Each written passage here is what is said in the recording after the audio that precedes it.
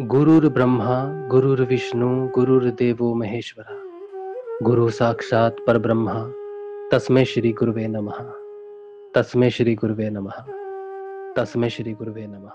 बोलो समर्थ सदगुरुदेव संत श्री रामलाल जी सियाग की जय। बोलो शिव अवतारी महायोगी बाबा श्री गंगाईनाथ की जय। बोलो दशम अवतार कल की अवतार की जय। बोलो सनातन धर्म की जय। बोलो पलाना धाम की जय। बोलो जामसर धाम की जय। बोलो काजलवास धाम की जय। जय श्री गुरुदेव। जय श्री दादा गुरुदेव। जय श्री दादा गुरुदेव। जय श्री गुरुदेव। चलिए अब जो है 7 बज गए हैं। प्यारे श्री गुरुदेव रामलाल जी सियाग के सिद्ध योग से आने वाले परिवर्तन की हम बात करते हैं सिद्ध योग में, और अनुभव जो हैं आपके परिवर्तन के जो अनुभव हैं उनकी आप बात कीजिए। और कोई प्रश्न हो अगर आपका सिद्ध योग में या फिर किसी भी प्रकार का कोई आध्यात्मिक प्रश्न हो तो इस सेशन में आप रखिए। किसी न किसी गुरु भाई से आपका मार्गदर्शन, गुरु बहन से आपका मार्गदर्शन ज़रूर हो जाएगा। तो आप में से अगर कोई अपना बदलाव सामने रखना चाहता है सिद्ध योग में, या फिर कोई प्रश्न है साधना से, वो कुछ डिस्कस करना चाहते हैं तो वो कर सकते हैं।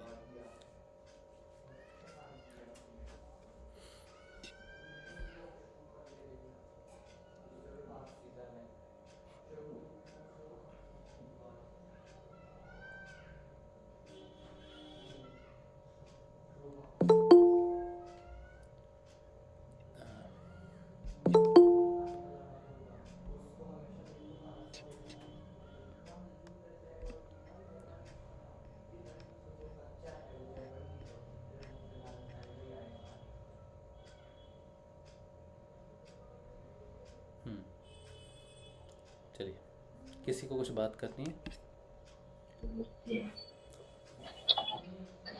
जय श्री गुरुदेव। जय श्री दादा गुरुदेव। जय श्री गुरुदेव जी।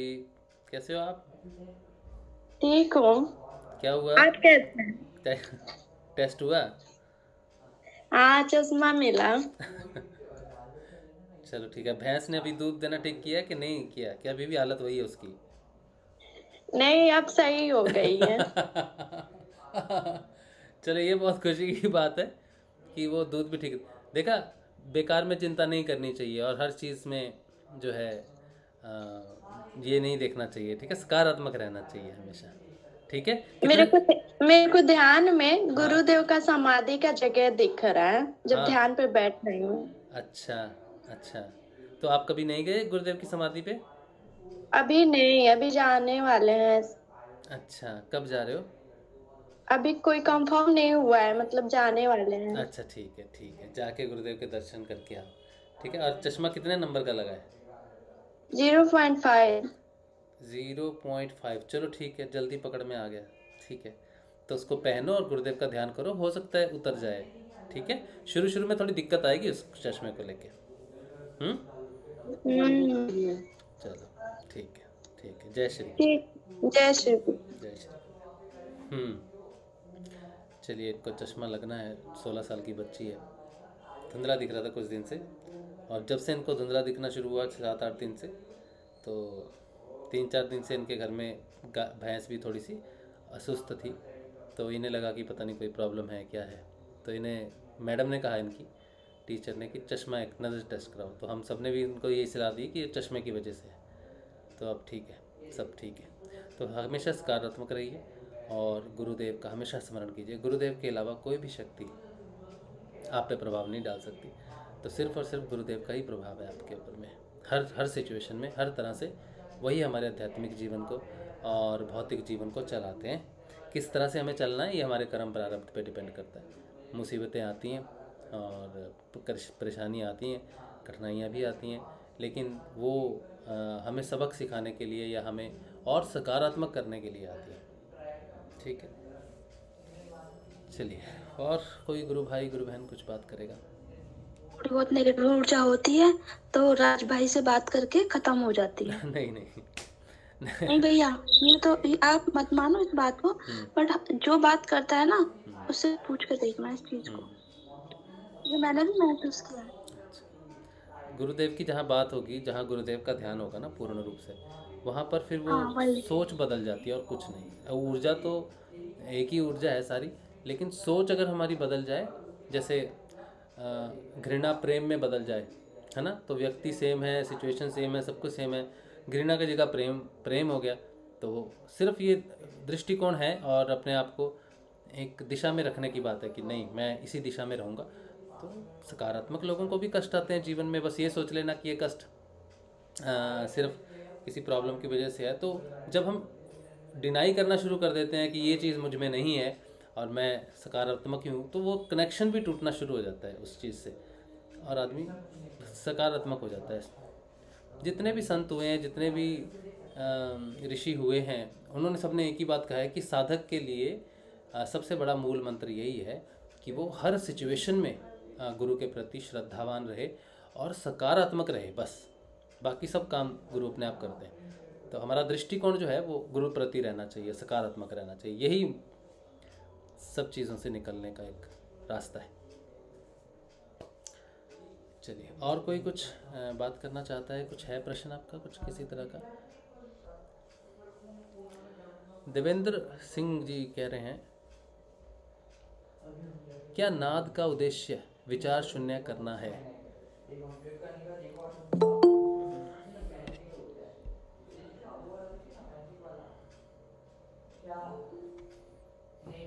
नहीं नहीं,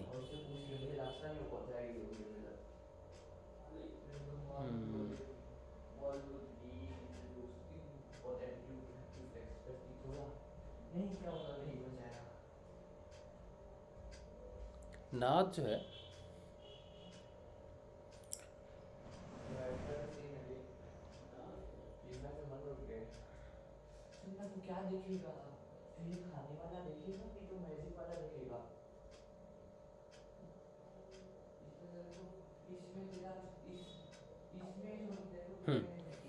नाद जो है, इसका काम विचार शून्य करना नहीं है। आप विचार शून्य तो एक स्थिति है बीच में, समझ लो, आगे आप पहले भी आती है बाद में भी आती है, तो वो एक स्थिति है। लेकिन नाद जो है, नाद को पहले तो हमें ये समझना पड़ेगा कि अगर हमें इसका कार्य समझना है या इसका विस्तार समझना है, ये कहाँ कहाँ है और क्या कार्य करता है या फिर क्या है, तो सबसे पहले हमें समझना पड़ेगा कि नाद है क्या। नाद है क्या, ये दो तरह से आता है प्रश्न। एक तो जब नया नया किसी को बताओ कि भाई नाद क्या है, तो बोलते हो भाई वो आवाज़ आती है कान में झिंगूर की या अन्य अन्य, उसको नाद कहते हैं। एक तो ये इंट्रोडक्शन है नाद की, किसी को बताने के लिए कि नाद ये है। अब ये जानते हैं कि जिन्हें पता है कि नाद आता है, वो प्रश्न करते हैं कि नाद क्या है, मतलब नाद असल में है क्या। तो नाद जो है वो, जैसे गुरुदेव कहते हैं कि इस पूरे संसार के ब्रह्मांड की रचना शब्द से हुई है। हर धर्म ये मानता है कि पूरे संसार की रचना शब्द ब्रह्म से हुई है और उस शब्द ब्रह्म को कह दिया गया कि वो ओम है। एक मिनट आप होल्ड कीजिए। अभय, पूनम,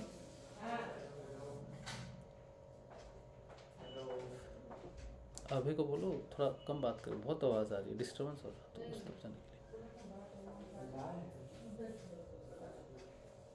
लिए। तो इस पूरे संसार की रचना शब्द ब्रह्म से हुई है। ये जो नाद है ये वही शब्द ब्रह्म है जिससे सारे संसार की रचना हुई है।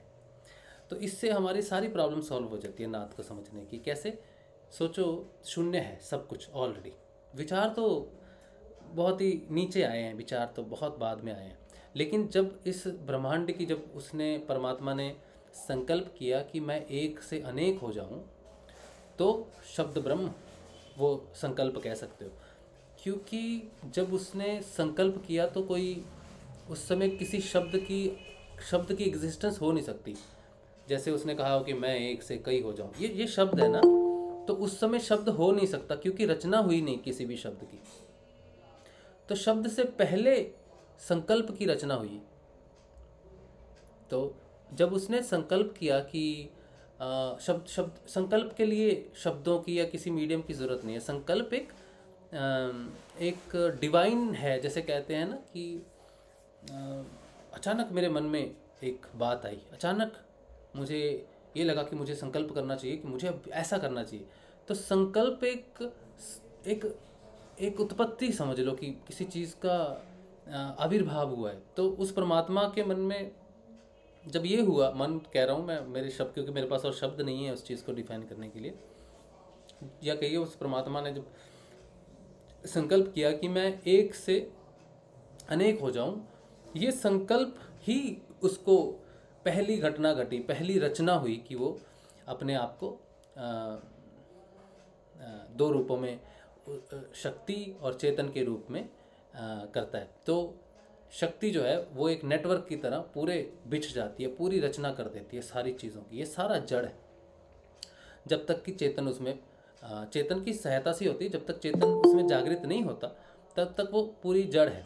तो नाद क्या है? नाद उस संकल्प, वही संकल्प, क्योंकि नाद से ही सारी सृष्टि की रचना हुई है। कहते हैं ना शब्द ब्रह्म से। शब्द ब्रह्म तो हम ओम, तो हम उसे जानते हैं शब्द के रूप में, लेकिन उसका एक निराकार रूप भी होगा। जैसे नाद आप सुनते हो, नाद का एक निराकार रूप भी होना चाहिए, क्योंकि वो ईश्वर अगर साकार में है तो निराकार भी है। अगर नाद पर ब्रह्म है या ब्रह्म स्वरूप है, नाद ब्रह्म बोलते हैं, तो वो नाद ब्रह्म निराकार रूप में भी होना चाहिए, यानी कि संकल्प रूप में भी होना चाहिए। तो नाद की जो उत्पत्ति है वो संकल्प से होनी चाहिए, जब उसने अपने आप को विस्तृत किया, लेकिन उसका रूप अलग है, उसका रूप अलग है। संकल्प कह दिया हमने, ठीक है। फिर जब सब घटनाएं घटी और जब शब्द ब्रह्म आया, फिर नाद में भी सीधा शब्द ओम, ओम से कह दिया कि ओम में फिर ध्वनियाँ आई होंगी। सीधा ओम तो अब मैंने बोल दिया, आपने बोल दिया, सुन लिया कि ओम, लेकिन ओम की रचना हुई होगी ज़रूर। ओम में सारी ध्वनियाँ, तो पहले ध्वनियों के माध्यम से उसको एक शब्द या एक उसको संग्रहित किया होगा। इस ईश्वर ने जब बोला होगा ओम, तो ओम में जितनी भी ध्वनियाँ होंगी वो सारी प्रकट, ऐसे हो सकता है कि ओम से सारी नाद, संकल्प नाद में परिवर्तित होके या फिर ओम में परिवर्तित होके उसने सारी ध्वनियों की रचना कर दी, क्योंकि ओम में पूरा जगत समाया हुआ है। तो वहाँ से फिर वो फैलता गया। अब जहाँ जहाँ ओम है, जहाँ जहाँ क्रिएशन है, एक चींटी है वो इस समय अवचेतन में है, ठीक है। तो नाद अवचेतन में भी है, और उससे भी नीचे जड़ जो है पत्थर है, ठीक है, वो हिल नहीं सकता, उसमें भी नाद है।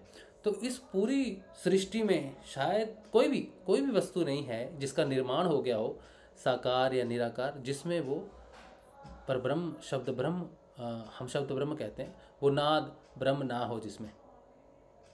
तो नाद की उत्पत्ति को हम क्रिएशन से जान सकते हैं कि क्रिएशन की शुरुआत ही शब्द ब्रह्म से हुई, और वही नाद स्वरूप है। तो वो सब जगह है। अब वो सब जगह है तो उसका कार्य क्या होना चाहिए? उसका कार्य होना चाहिए यात्रा, एक क्रिएशन की यात्रा जो उससे हुई शब्द ब्रह्म से, एक वापस अपने स्वरूप में लौटने की यात्रा। तो दोनों यात्राएं, आना और जाना, एक ही होना चाहिए, शब्द ब्रह्म से ही होना चाहिए।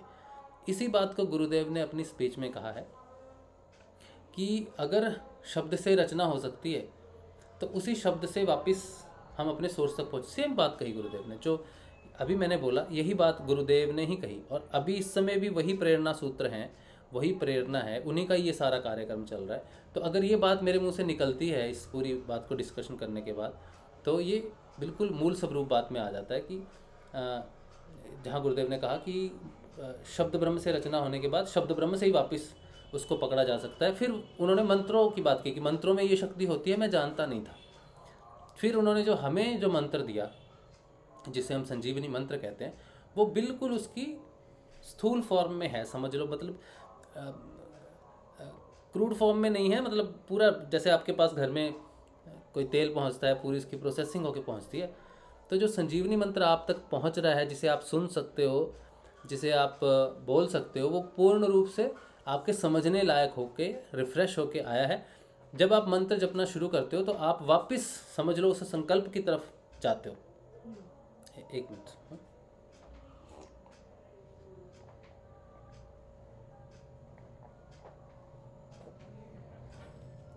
थोड़ा थोड़ा रख देता हूँ, एक साथ नहीं पी रहा।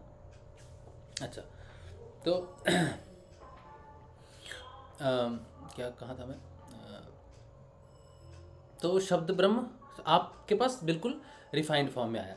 अब आपने जब नाम जपना शुरू किया तो आप समझ जाओ इस बात से कि आपको वापस सोर्स पे ये नाम ही लेके जाएगा, क्योंकि गुरुदेव ने कहा है अगर नाम से सृष्टि रचना हो सकती है तो नाम से वापस उस तक पहुंचा जा सकता है।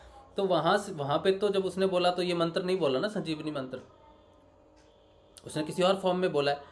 तो इसका अर्थ है जब आप नाम जपोगे तो नाम जपने की, जब आप सच्ची में आपकी आध्यात्मिक यात्रा शुरू हो जाएगी, आपको पता चल जाएगा कि जो सूत्र मैंने पकड़ा है वो कहीं जा रहा है सच में। तो इसका अर्थ है कि वो अपनी रिफाइंड फॉर्म से क्रूड फॉर्म में बदलना शुरू हो जाएगा, अपनी रॉ फॉर्म में बदलना शुरू हो जाएगा। तो सबसे पहले वो बदलता है एक लय योग में, लय में आ जाता है। पहले आप जपते हो मन से तो लय में आ जाता है, जिसे कहते हैं ए जपा जाप। जब ए जपा जाप लग जाता है, साधक को समझ लेना चाहिए कि ट्रेन ऐसी पकड़ी है जो सच्ची में मूव कर रही है, कहीं जा रही है। कहाँ जा रही है वो तो जब वो पहुँचेगी सोर्स में तभी पता चलेगा कि हाँ कहाँ पहुँची है। ए जपा जाप के बाद प्रस्तुत होता है लय योग का ही हिस्सा जिसे मानते हैं हम, वो है नाद। जिस साधक को नाद सुनना शुरू हो जाए उसे ये समझ लेना चाहिए कि डेफिनेटली उसने वो ट्रेन पकड़ ली है जिसमें परिवर्तन हो रहा है, स्टेशंस या उसके रूप में परिवर्तन हो रहा है। कुछ लोग बड़े कंफ्यूज रहते हैं कि नाद जपूं, नाद सुनूं या मंत्र जपूं। आप समझ लो कि एक सऊदी अरब में जो तेल का कुआं है उसमें से तेल निकला, वो रॉ फॉर्म में है, फिर उसको रिफाइन किया जाता है और आपके घर में पहुंचता है, आपकी गाड़ियों में जो पेट्रोल पड़ता है वो है। तो वो, इसमें कोई भी कन्फ्यूज़न नहीं है। इस यात्रा में वो एक ही है जो अपना स्वरूप बदलता है और उसका स्वरूप बदलना ज़रूरी है। नहीं तो आपको कैसे पता चलेगा कि सोर्स में जब घटित हुआ था तो क्या हुआ था। ये संजीवनी मंत्र तो बिल्कुल रिफाइंड है, ये समझो इस बात को, बहुत इंपॉर्टेंट बात है ये। नाद बदलेगा, फिर नाद के स्वरूप बदलने शुरू होंगे। ची ची की आवाज़ की जगह सीटी की आवाज़, बेल्स की आवाज़, वो सारी ध्वनियाँ जो उससे क्रिएट हुई, कोई भी ध्वनि सुन सकती है, कोई ज़रूरी नहीं कि घंटी, शंख, वीणा, ये शुद्धतम प्योरेस्ट फॉर्म्स हैं ध्वनियों की। जैसे वीणा की आवाज़ सुनने का अर्थ है कि एक पर्टिकुलर फ्रीक्वेंसी पे ध्वनि बज रही है। अगर मैं वैसे ही उसको बजाऊं ढम ढम ढम ढम तो वो उसकी ध्वनि अलग है। और अगर वीणा की, ढोल की, ये सारे वाद्य यंत्रों के रूप में प्रयोग में आ रहे हैं तो इन स्वरों के, इन ध्वनियों के हमारे शरीर के साथ एक ट्यूनिंग होनी चाहिए, एक क्रिएशन की ट्यूनिंग होनी चाहिए। जब क्रिएशन हो रही है, सोचो एक स्क्वायर बना, जब एक स्क्वायर बना तो उसकी चारों साइडें बराबर होनी चाहिए। मैं स्क्वायर बनाते समय एक लंबी, एक छोटी, एक बड़ी, एक टेढ़ी, आड़ी टेढ़ी चीज़ नहीं लगा सकता। तो जब सृष्टि की क्रिएशन हो रही है, सोचो ने पर्वत बनाया, तो पर्वत बनाया, उसके बाद उसने जल बनाया, तो उसकी एक प्रॉपर मेजरमेंट होनी चाहिए कि हाँ इससे ये जल बनेगा, इससे ये बनेगा। तो जो ध्वनियाँ हैं जिससे वो क्रिएशन हो रही है, तो कोई ना कोई पर्टिकुलर ध्वनि, सोचो 10 ध्वनियाँ हैं, उसमें से 1 और 3 मिलाने से पहाड़ बनता है, 2 और 4 मिलाने से जल बनता है। तो वो ध्वनियों की फ्रीक्वेंसी की बहुत इंपॉर्टेंस होनी चाहिए। जो नाद आपको सुनाई दे रहा है वीणा की आवाज़ में या फिर ड्रम की आवाज़ में या शंख की आवाज़ में, उनकी प्रॉपर एक फ्रीक्वेंसी है जिससे वो संसार रचना हुई और वापस वही ध्वनि से उसके ऊपर उठा जा सकता है, फिर उसको बदलना ज़रूरी है। ठीक है, लास्ट में वो कहते हैं ना विस्फोट की तरह होता है, वो सब होता है। तो हो सकता है वो संकल्प हो, जब संकल्प हुआ होगा तो विस्फोट ध्वनि, जो विस्फोट की जो ध्वनि हमें सुनाई दे रही है वही उसका मूल स्वरूप हो। अब विस्फोट हुआ ठा, तो ये तो ओम नहीं है, ये कौन सा स्वर है।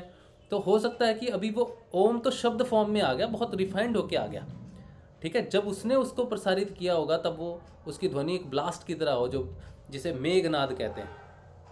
मेघनाद है ना, नाद का, मेघ का गर्जन के रूप में जो होती है, हो सकता है वो वैसा उसका स्वरूप, मूल स्वरूप हो, जैसा भी हो। तो आपकी यात्रा में नाद एक गाड़ी है, मंत्र एक वाहन है जिसमें आपने बैठ के अपने मूल स्रोत के पास जाना है। और जैसे जैसे वो मूल स्रोत के पास जाता जाएगा उसका स्वरूप बदलता जाएगा। एक व्यक्ति है जो बूढ़ा हो गया है, 90 साल का है, उसको कहना भाई अब तेरी एज रिवर्स होनी है, तूने वापस, वो एक फिल्म है ना Benjamin button, curious case of Benjamin button.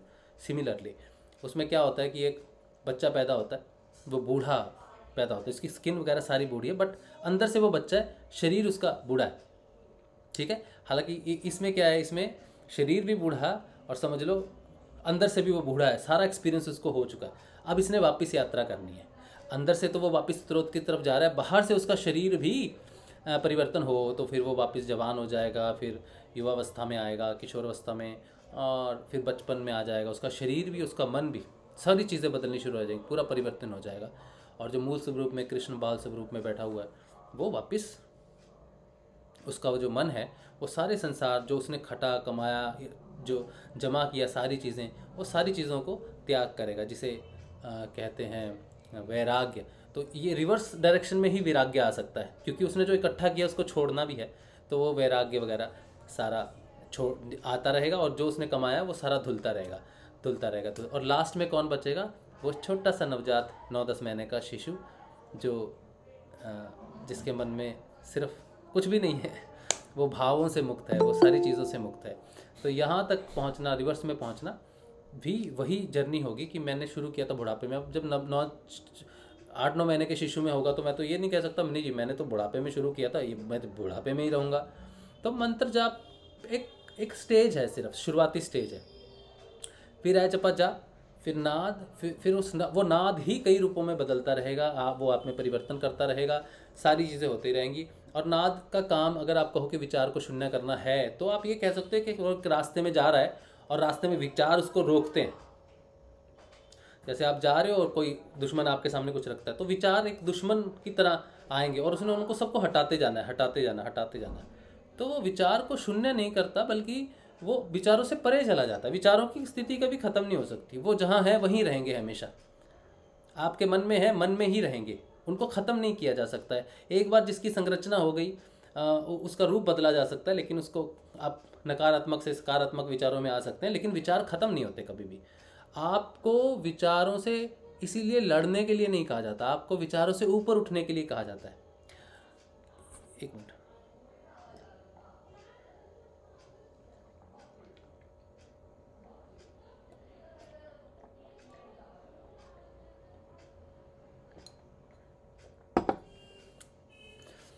ये एक मेडिसिन का हिस्सा ही समझ लो।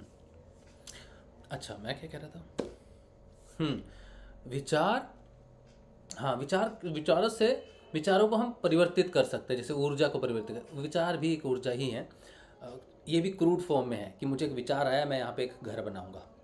तो अगर मैंने घर बना दिया तो वो जो विचार आया था वो रिफाइंड फॉर्म में आ गया, लेकिन ऊर्जा के रूप में पहले मुझे विचार ही आया। तो विचारों को परिवर्तित कर सकते हैं और विचारों से ऊपर उठ जाना। ऊपर उठ जाने का अर्थ है कि सोचो मुझे भूख लगी, ठीक है, लेकिन मैं हठ योग में या फिर सिद्ध योग में जिस भी पोजीशन में मैंने कहा मुझे अपनी भूख पे कंट्रोल करना है, तो मैंने अपनी भूख पे कंट्रोल किया।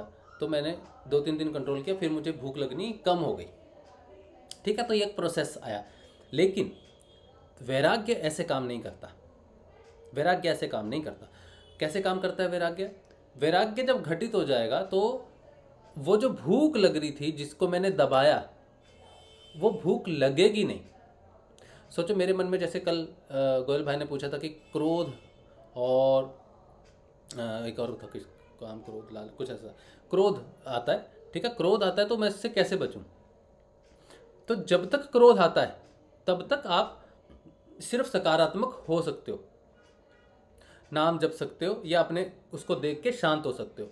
एक समय ऐसा आएगा, या फिर जैसे अभी तो आपको क्रोध आया, आप कंट्रोल नहीं करते, फिर क्रोध आएगा, कंट्रोल होना शुरू हो जाएगा। जब तक क्रोध आता रहेगा आप कोई ना कोई विधि से उससे बाहर निकल सकते हो, कोई विधि होती है। लेकिन वैराग्य का अर्थ है कि क्रोध आए ही नहीं तो आपको उसको कंट्रोल नहीं करना, किसी विधि की जरूरत नहीं, कुछ नहीं। तो वैराग्य और परम वैराग्य तक, या परम वैराग्य में जो स्थिति है वो ये है कि वो चीज़ उत्पन्न ही नहीं होती। वैराग्य तो आपका सभी समाधि तक है कि वो दब जाएगा। हाँ, कुछ समय के लिए आपको, 6 महीने के लिए आपको वो चीज़ जिसे जो बड़ी पसंद थी वो, या बड़ी बेकार लगती थी, या वो क्रोध है, वो वो आया ही नहीं। आपने कहा भाई 6 महीने से मैंने क्रोध ही नहीं किया भाई, तो आपके मस्तिष्क से, आपके मन से भी वो चला जाएगा। लेकिन उसका बीज है, उसका बीज है वो ये वैराग्य हो सकता है, लेकिन बीज है तो कहीं ऐसी स्थिति पैदा हो गई कि बस वो किसी ना किसी वजह से, किसी ने बाहर से सिचुएशन क्रिएट हो गई या कुछ भी, आप इधर उधर हो गए तो वो आ गया। तो ये परम वैराग्य नहीं हो। परम वैराग्य में उसका बीज भी नष्ट हो जाएगा, मतलब क्रोध आने की कोई संभावना ही नहीं रहेगी, तो उसको बचने की, उससे या उसको बदलने की विधि की किसी की कोई ज़रूरत नहीं पड़ेगी। तो मैं जहाँ हूँ, जैसा हूँ, वहीं पे अगर परम वैराग्य होता है तो मैं सारी चीज़ों से ऊपर उठ जाता हूँ, और फिर मुझे वो चीज़ें कंट्रोल नहीं करनी पड़ती। जब तक हमारे जीवन में कंट्रोल शब्द है, या हम कंट्रोल करते हैं, या हम किसी विधि को अपनाते हैं, जैसे एक सिद्ध योग एक विधि है, सिद्ध योग विधि है, हठ योग विधियाँ हैं, ये सारी विधियाँ, इसका अर्थ है कि कुछ जीवन में है, उसको दबा के हमें उठना है, ठीक है। लेकिन एक सिचुएशन ऐसी होगी जीवन में जो, जिसको उच्चतम स्थिति बोल सकते हैं, कि कोई विधि की जरूरत नहीं, जो अष्टावक्र गीता आपको लास्ट संदेश में बताती है कि कोई विधि की जरूरत नहीं, किसी मंत्र की, किसी योग की, किसी की भी कुछ भी जरूरत नहीं है। वो जो एक क्षण की बात होती है, घटित होता है, उसके लिए वो सिचुएशन होनी चाहिए कि किसी भी चीज़ की जरूरत नहीं है उस परमात्मा तक पहुंचने के लिए, वो अभी इसी क्षण मौजूद है। अगर वो स्थिति पैदा हो जाए कि वो जितने भी मैंने इकट्ठे कर रखे हैं, कर्म बीज सारे इकट्ठे कर रखे हैं, अगर वो इसी क्षण शून्य जल जाए, खाक हो जाए, तो वो परब्रह्म मेरे सामने खड़ा रहेगा, ठीक है। मतलब वो तो अंदर ही है, तो स्वयं है, क्योंकि मैं तो जब हर चीज़ परब्रह्म है तो मैं परब्रह्म मेरे अंदर क्यों नहीं। लेकिन अगर मैं कहूँ कि मैं परब्रह्म हूँ, हम ब्रह्मास्मि, अगर मैं कहूँ तो अहंकार है, क्योंकि अभी वो बीज नष्ट नहीं हुए, अभी मुझे चीज़ों को रोकना पड़ता है, दबाना पड़ता है, एक विधि में हुए हूँ, एक साधना में मैं हूँ। और जब तक ये साधना है, जब तक ये विधि है दबाने की, तब तक बीज है, इसका मतलब है, क्योंकि मैं सिद्धियों की साधना में हूँ। तो जब तक ये सारी चीज़ें हैं, तब तक वो परम वैराग्य की स्थिति, वो ईश्वर को मिलने का वो क्षण नहीं हो सकता, ठीक है। अच्छा, तो हम कहाँ से निकले थे? हम निकले थे नाद विचारों को शून्य करते हैं। तो देखो अब ये नाद विचारों को शून्य, एक बहुत छोटी सी बात हो जाएगी अगर कहें नाद विचारों को शून्य करते। विचार नाद ही है, वो यंत्र, वो गाड़ी जिसमें बैठते हैं हम, और पता नहीं सिर्फ विचार ही नहीं बल्कि वो सारे बीज शून्य करता है, वो सबको जलाएगा। वो जहाँ जहाँ से वो जाएगा, जहाँ जहाँ आप जाओगे वहाँ से ऊपर उठते रहोगे। पहले तो उन चीज़ों को देखना जरूरी है कि भाई मैं जला के आ रहा हूँ, है ना। जो अंधकार है, जो अचेतन है, उसको तो पता ही नहीं है कि वो क्या जला रहा है, क्या रख रहा है। तो जनरली जो लोग जिनके पास गुरु नहीं है, वो क्या करते हैं, वो हमेशा धन के पीछे रहेंगे, या मैंने ये करना है जीवन में, मैंने ये बनना है, मैंने ये करके दिखाना है, ये करना है। तो वो एक मिनट आप उस रूम में चले जाओ। हाँ, तो चले जाओ उस रूम में। अच्छा, ये ना डिस्टर्ब कर रहे हैं, आज इन दोनों का झगड़ा चल रहा है, तो पता नहीं क्या करते हैं लोग। हाँ, तो नाद जो है वो सिर्फ इस चीज़ को नहीं, नाद सारी चीज़ों को शून्य करता हुआ जाएगा। पहले तो ये देखना ज़रूरी है कि शून्य करना किसको है और जलाना किसको है। तो जो अचेतन हैं, जिनके पास गुरु नहीं है इस समय, ईश्वर कृपा नहीं हुई है उन पे, उनको तो पता भी नहीं है कि क्या देख रहे हैं और किसके पीछे हैं और किसको जलाना है, किसको बुझाना है, उनको तो कुछ भी नहीं पता। ये तो सिर्फ उन लोगों के गुरु ने जिनको वो चक्षु दे दिए हैं, गुरु ने जिनको चेतन कर दिया है, सिर्फ वो जानते हैं कि मुझे क्या देखना है, और ये देखना पड़ेगा। इसको साक्षात्कार कहते हैं। इसीलिए जीवन में कष्ट कभी कभी आते हैं, जीवन में ऐसे समा आता है जो आपको वैराग्य और परम वैराग्य की जानकारी दे कि आखिर तूने परम वैराग्य किया क्यों। एक दिन आज ही अगर परम वैराग्य आप में प्रकट हो जाए या वैराग्य आप में प्रकट हो जाए, तो आप कहेंगे यार पता नहीं, मैं तो कल ऐसा था, आज लोग कहेंगे यार थोड़ा मेंटल चेकअप कराओ, थोड़ा आप ये सब चेकअप कराओ। लेकिन जब आप उस प्रोसेस से गुजर जाओगे ना, तो you have lived it, you have, मतलब आपने उसको जी लिया, उसको अब प्रकट नहीं होगा कभी भी। तो साक्षात्कार बहुत ज़रूरी है रास्ते में। इसीलिए सुख और दुख तब तक है जब तक वो रास्ते में चल रहे हैं, जब तक रास्ते की सारी सिचुएशन घटित हो रही है। ठीक है। आई होप कि काफ़ी कुछ हो गया नाद के ऊपर में। नाद की बहुत महत्व है, नाद के बारे में समझना ज़रूरी है। नाद को कंपेयर करना ठीक नहीं है, क्योंकि एक ही चीज़ को आप एक ही चीज़ से कंपेयर नहीं कर सकते। मैं इस गिलास को इस गिलास से कंपेयर नहीं कर सकता, ठीक है। तो यही गिलास अगर अपना स्वरूप बदल के कटोरी बन जाए तो मैं क्या कहूँगा कि ये स्टील अलग, वो एक ही चीज़ है, ठीक है। तो कंफ्यूज नहीं रहना चाहिए। नाद का अध्ययन करो, रात को करो, सुनो उसको, डेली सुनो, अगर मंत्र जाप नहीं छोड़ पा रहे हो तो, ठीक है। तो ये नाद प्रस्तुत होने के बाद नाद पर ध्यान देना ज़रूरी है। चलिए, अच्छा, ये बात होगी बहुत लंबी। उसके बाद भैया जी, हाँ जी, हाँ जी गोविंद जी। मेरे कान में मैं नाद सुनता हूँ ना, तो मेरे कान में दर्द होता है भैया। कान में दर्द होता है, नाद सुनते हैं तब? हाँ, लेफ्ट में। लेफ्ट में किस कान से सुनाई देता है? लेफ्ट से ही सुनाई देता है अभी? लेफ्ट से सुनाई देता है भैया। राइट से अभी नहीं सुन रहे? नहीं, राइट से नहीं सुनता अभी। अच्छा, दर्द तो एक तो व्यक्ति साधकों ने पहले भी बोला है कि उनको नाद सुनने से दर्द होता है, ठीक है, ये बोला है किसी कुछ एक साधकों ने ये बात बोली है। लेकिन प्रॉब्लम ये है कि नाद से दर्द हो भी रहा है तो वो वहाँ पर कुछ कार्य कर रहा होगा। नाद की वजह से ये दर्द डिस्टर्बेंस वाला दर्द नहीं होगा, या तो दर्द किसी और वजह से हो रहा होगा। अगर नाद की वजह से हो रहा है, नाद की वजह से पेनिट्रेशन वहाँ पर हो रही है, तो वो किसी जब नाद सुनते हो ना तब होता है भैया। अच्छा, तभी होता है, तो फिर ठीक है, फिर तो कोई दिक्कत नहीं है। नाद की वजह से कुछ गलत दर्द नहीं होगा। जैसे हमें शांभवी मुद्रा लगने से पहले जो सिर दर्द होता है वो वैसा सिर दर्द नहीं है जिसके लिए हम दवाइयाँ खाते हैं। तो नाद से, अगर नाद को सुनते समय अगर आपको कहीं कुछ महसूस हो रहा है, वो जगह पे महसूस हो रहा है, तो ज़रूर वहाँ किसी ऊर्जा का वो नाद जो है उस ऊर्जा से उस जगह को खोल रहा होगा, ठीक है। तो वो इसलिए हो सकता है, इसलिए इसमें कोई चिंता नहीं करना आप, ठीक है। चिंता का कोई विषय नहीं है, कुछ दिन में वो ठीक हो जाना चाहिए। हमेशा से तो नहीं होता ना? नहीं नहीं नहीं नहीं। कब से हो रहा है भैया जी? भैया जी, हाँ जी, मैं 7 दिन से बहुत परेशान हूँ। रात में नींद भी थोड़ी थोड़ी आती है। हाँ, सर बहुत दर्द, दर्द होता है। सर दर्द होता है ना? हाँ, बहुत दर्द होता है। हाँ, मैं गोविंद जी, मैं इस बात को मैं पहले भी बोल चुका हूँ, मैं फिर से बता रहा हूँ कि जो दर्द आपको हो रहा है वो दर्द मुझे हुआ 2016 में, और वो इतना भयंकर दर्द, इतना ज़्यादा दर्द था कि मैं काम नहीं कर पाता था ठीक से। कंप्यूटर पे जब मैं काम करता था मेरे को इतना दर्द होता था कि मैं गुरुदेव से प्रार्थना करता था, गुरुदेव मुझसे सहन नहीं हो रहा ये दर्द, मैं काम करूं या मैं क्या करूं, मुझे समझ नहीं आता। इसके लिए कोई दवाई भी नहीं खा सकते। फिर मुझे ध्यान करना पड़ता था थोड़ी देर, फिर वो थोड़ा ठीक होता था। लेकिन वो 2 महीने चला तो मैं परेशान हो गया उससे बहुत। अब एक बात और मेरी ध्यान से सुनिए, जिस समय मुझे वो दर्द हुआ उस समय मैं पूर्ण रूप से गुरुदेव को समर्पित नहीं था, ठीक है। अच्छा। इसीलिए वो मेरे को 2 महीने चला। लेकिन वही दर्द जब मैं वापस गुरुदेव की आराधना में आया, मैंने उसी दर्द की वजह से मैंने साधना छोड़ दी थी। मैंने कहा गुरुदेव तस्वीर आपकी ठीक है, घर में रहेगी, आप मेरे गुरु रहेंगे, लेकिन मैं अभी ध्यान नहीं करने वाला क्योंकि मुझसे सहन नहीं हो रहा। और मैंने ध्यान छोड़ा, उसके विदिन 2 दिन के बाद वो दर्द खत्म हो गया, गायब हो गया, ठीक है। अच्छा अच्छा। और 6 महीने बाद जब गुरुदेव ने वापस कान पकड़ा मेरा कि ए जपा जाप चल पड़ा था मुझे, तो ए जपा जाप जब आया, उसने मुझे वापस बुलाया, तो गुरुदेव ने जब साधना में वापस लाया तो मुझे 2 वर्ष लगे वापस उस दर्द तक पहुंचने के लिए, 2 वर्ष लगे। तो उन 2 वर्षों में 6 महीने की साधना छोड़ी थी और 2 वर्ष वापस लगे मुझे वहाँ वापस पहुँचने के लिए। और ये मेंशन भी है, श्रीमान ने भी शायद एक बार कहा था कि अगर साधना छोड़ दो तो फिर जितना समय आप छोड़ते हो उससे कई ज़्यादा समय आपको वापस वहाँ पे पहुँचने पे लगता है, इसलिए साधना कभी छोड़नी नहीं चाहिए। नहीं, ठीक है। तो वैसे तो मैंने साधना छोड़ी नहीं, क्योंकि आज आप जब चल रही थी कि मेरी तरफ से ये था कि मैं अब साधना नहीं करता हूँ मेरी दृष्टिकोण में।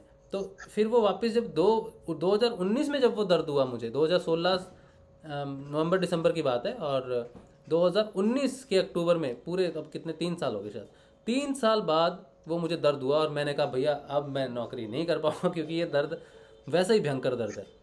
तो फिर वो सिर्फ 7 दिन हुआ मुझे, 7 दिन 8 दिन हुआ दर्द, 8 दिन में ठीक हो गया। उस समय मैं पूरी तरह से गुरुदेव को डेडिकेटेड हो गया था, गुरुदेव ही गुरुदेव उस समय हो गया था। तो फिर वो 7-8 दिन रहा और ठीक हो गया।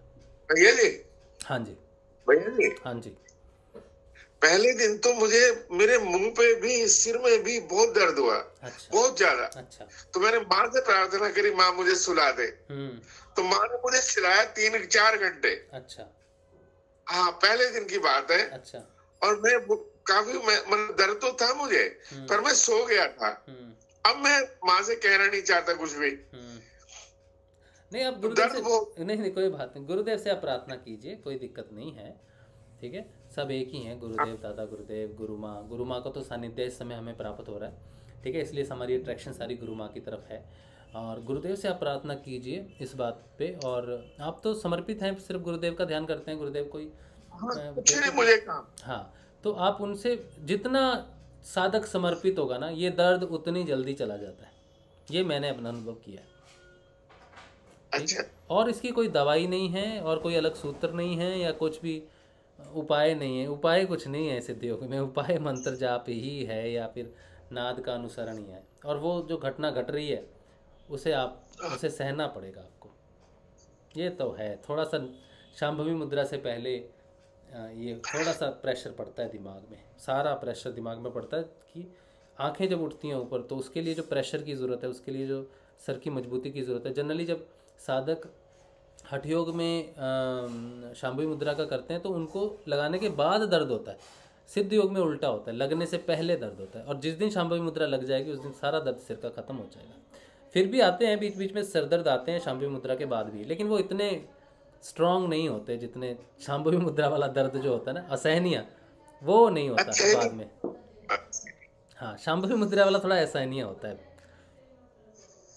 कोई बात नहीं, भैया कोई बात नहीं, गुरु का नाम लीजिए और गुरु का ध्यान कीजिए, बस यही सोल्यूशन है, ठीक है। चलिए, अच्छा, ठीक है। हाँ जी, अब आते हैं वापस YouTube पे आते हैं। यहाँ पर जो देवेंद्र जी ने प्रश्न पूछा था अभी, वो कह रहे हैं धन्यवाद गुरु भाई, मार्गदर्शन से यात्रा सुगम होगी और उद्देश्य पर केंद्रित रहेंगे। कृपया ये भी बताएं, नाद साधना अटेंशन मांगती है या कंसंट्रेशन?